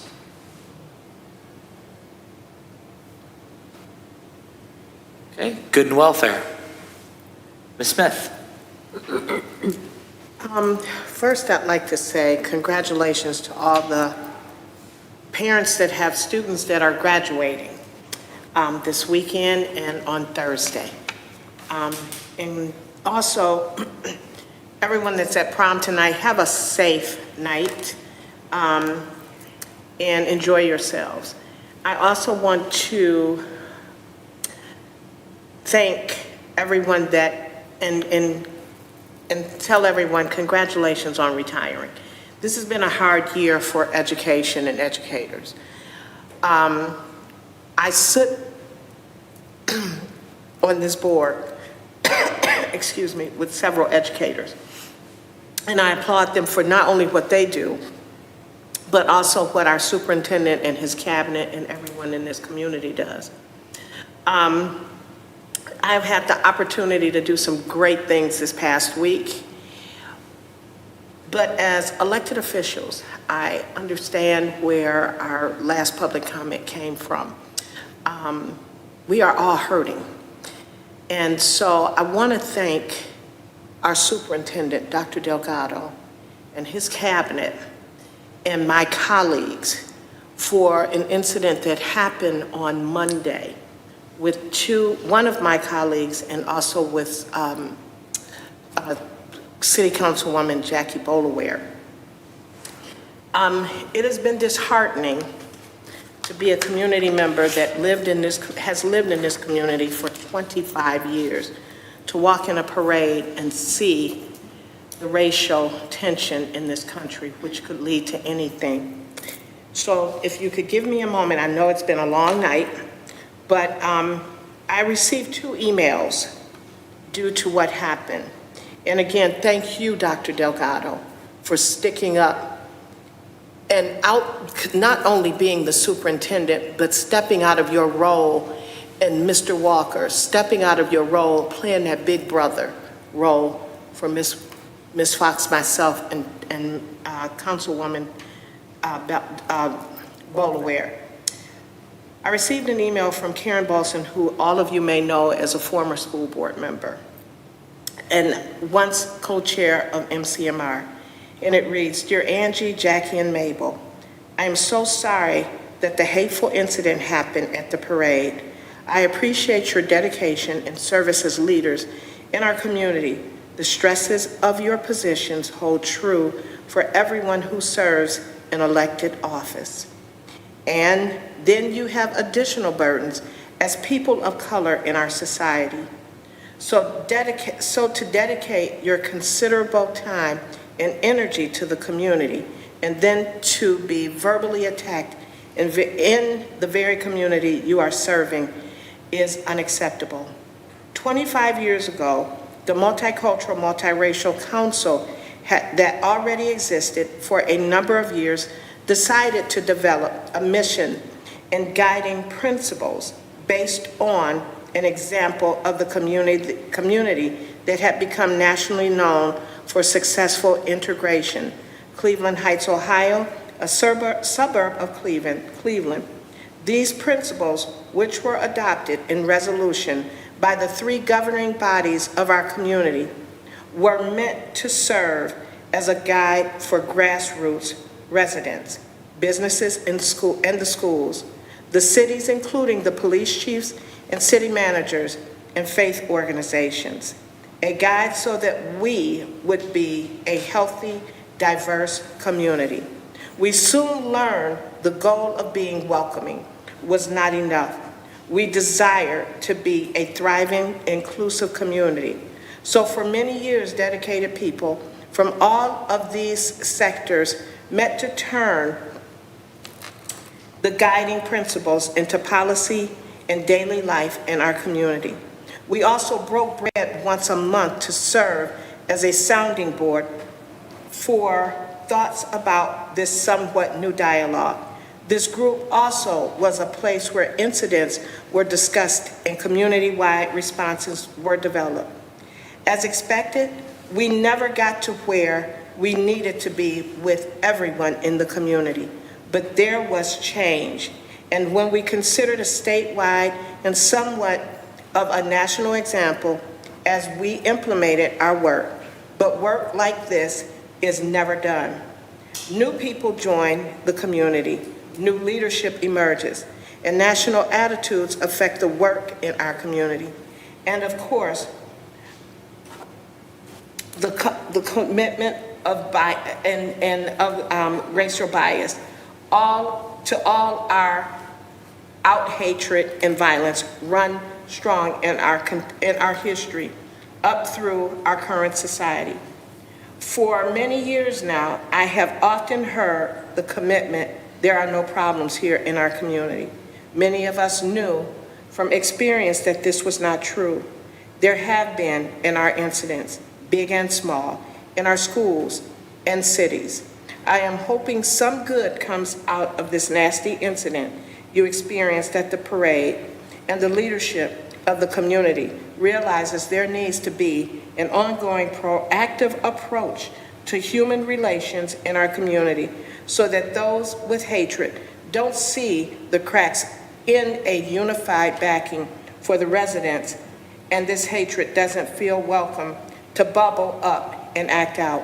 We can't change every other community, but the leadership of Farmington and Farmington Hills sure could make a difference here with a unified approach to helping our community to be a healthy, diverse, inclusive one.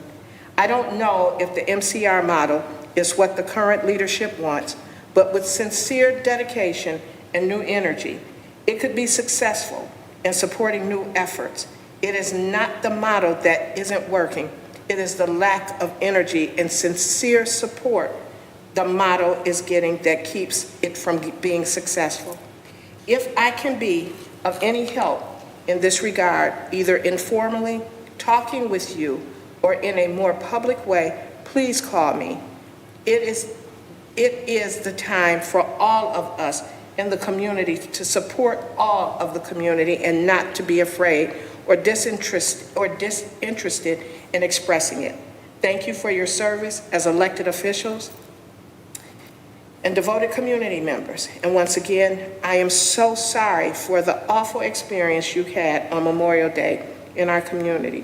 There's also one from from Jackie Bolaware, but again, I thank our superintendent. I thank his cabinet. I thank my colleagues. It has been a very heartfelt respect that I have received this letter, but it is also where we are in a community as of now, and after January 11th, the hate mail that not only all of us received, but people in the superintendent's community and cabinet received as well. It has made us have a fear of being out there and in the public and wanting to walk the streets that we all work hard to live in. But I'm going to say thank you to the gentleman that did call us that name. Thank you, because what you did was showed me I am going to still stand tall in my community. I am going to continue to work for the service of these students and this staff, whether you like it or not. You can call me whatever you want to call me, but make sure you put Miss Smith in front of it. Thank you, and thank you for your time.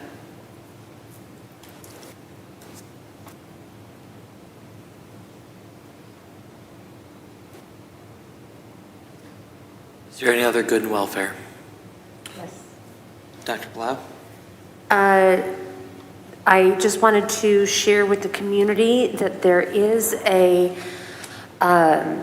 clinic available in our community in Farmington Hills at the Michigan School of Psychology, where individuals can seek psychological therapeutic services for their children, for themselves, for couples, for families, and the fees operate on a sliding scale. So many of the clients pay $5 for a session, for a full, hour-long therapeutic session, and the highest amount that anyone has ever charged is $35. So even if you don't have any insurance, if you can manage $5, then you can afford to get help for yourself or your children or your family. So I just wanted to share that with the community. It's called the Michigan School of Psychology Clinic, and it is on Orchard Lake Road, right next door to the Orchard Ridge campus of OCC. Mr. Walker. I just wanted to say, be a little more clear when I spoke earlier, as has been presented by my colleague, Ms. Smith. This has been a very, very difficult year, we all know. We've seen a lot of valleys, a lot of pitfalls, a lot of struggles, but at the end of the day, especially for the class of 2022, we made it. We got here. And at some point, we still have to stop, as was done earlier today, and we have to celebrate the fact that, a line from The Matrix, I'm a big moviegoer, we are still here. We are still here. We are resilient. We are Farmington Public Schools. We are going to keep moving. We're going to keep celebrating. We're going to keep improving.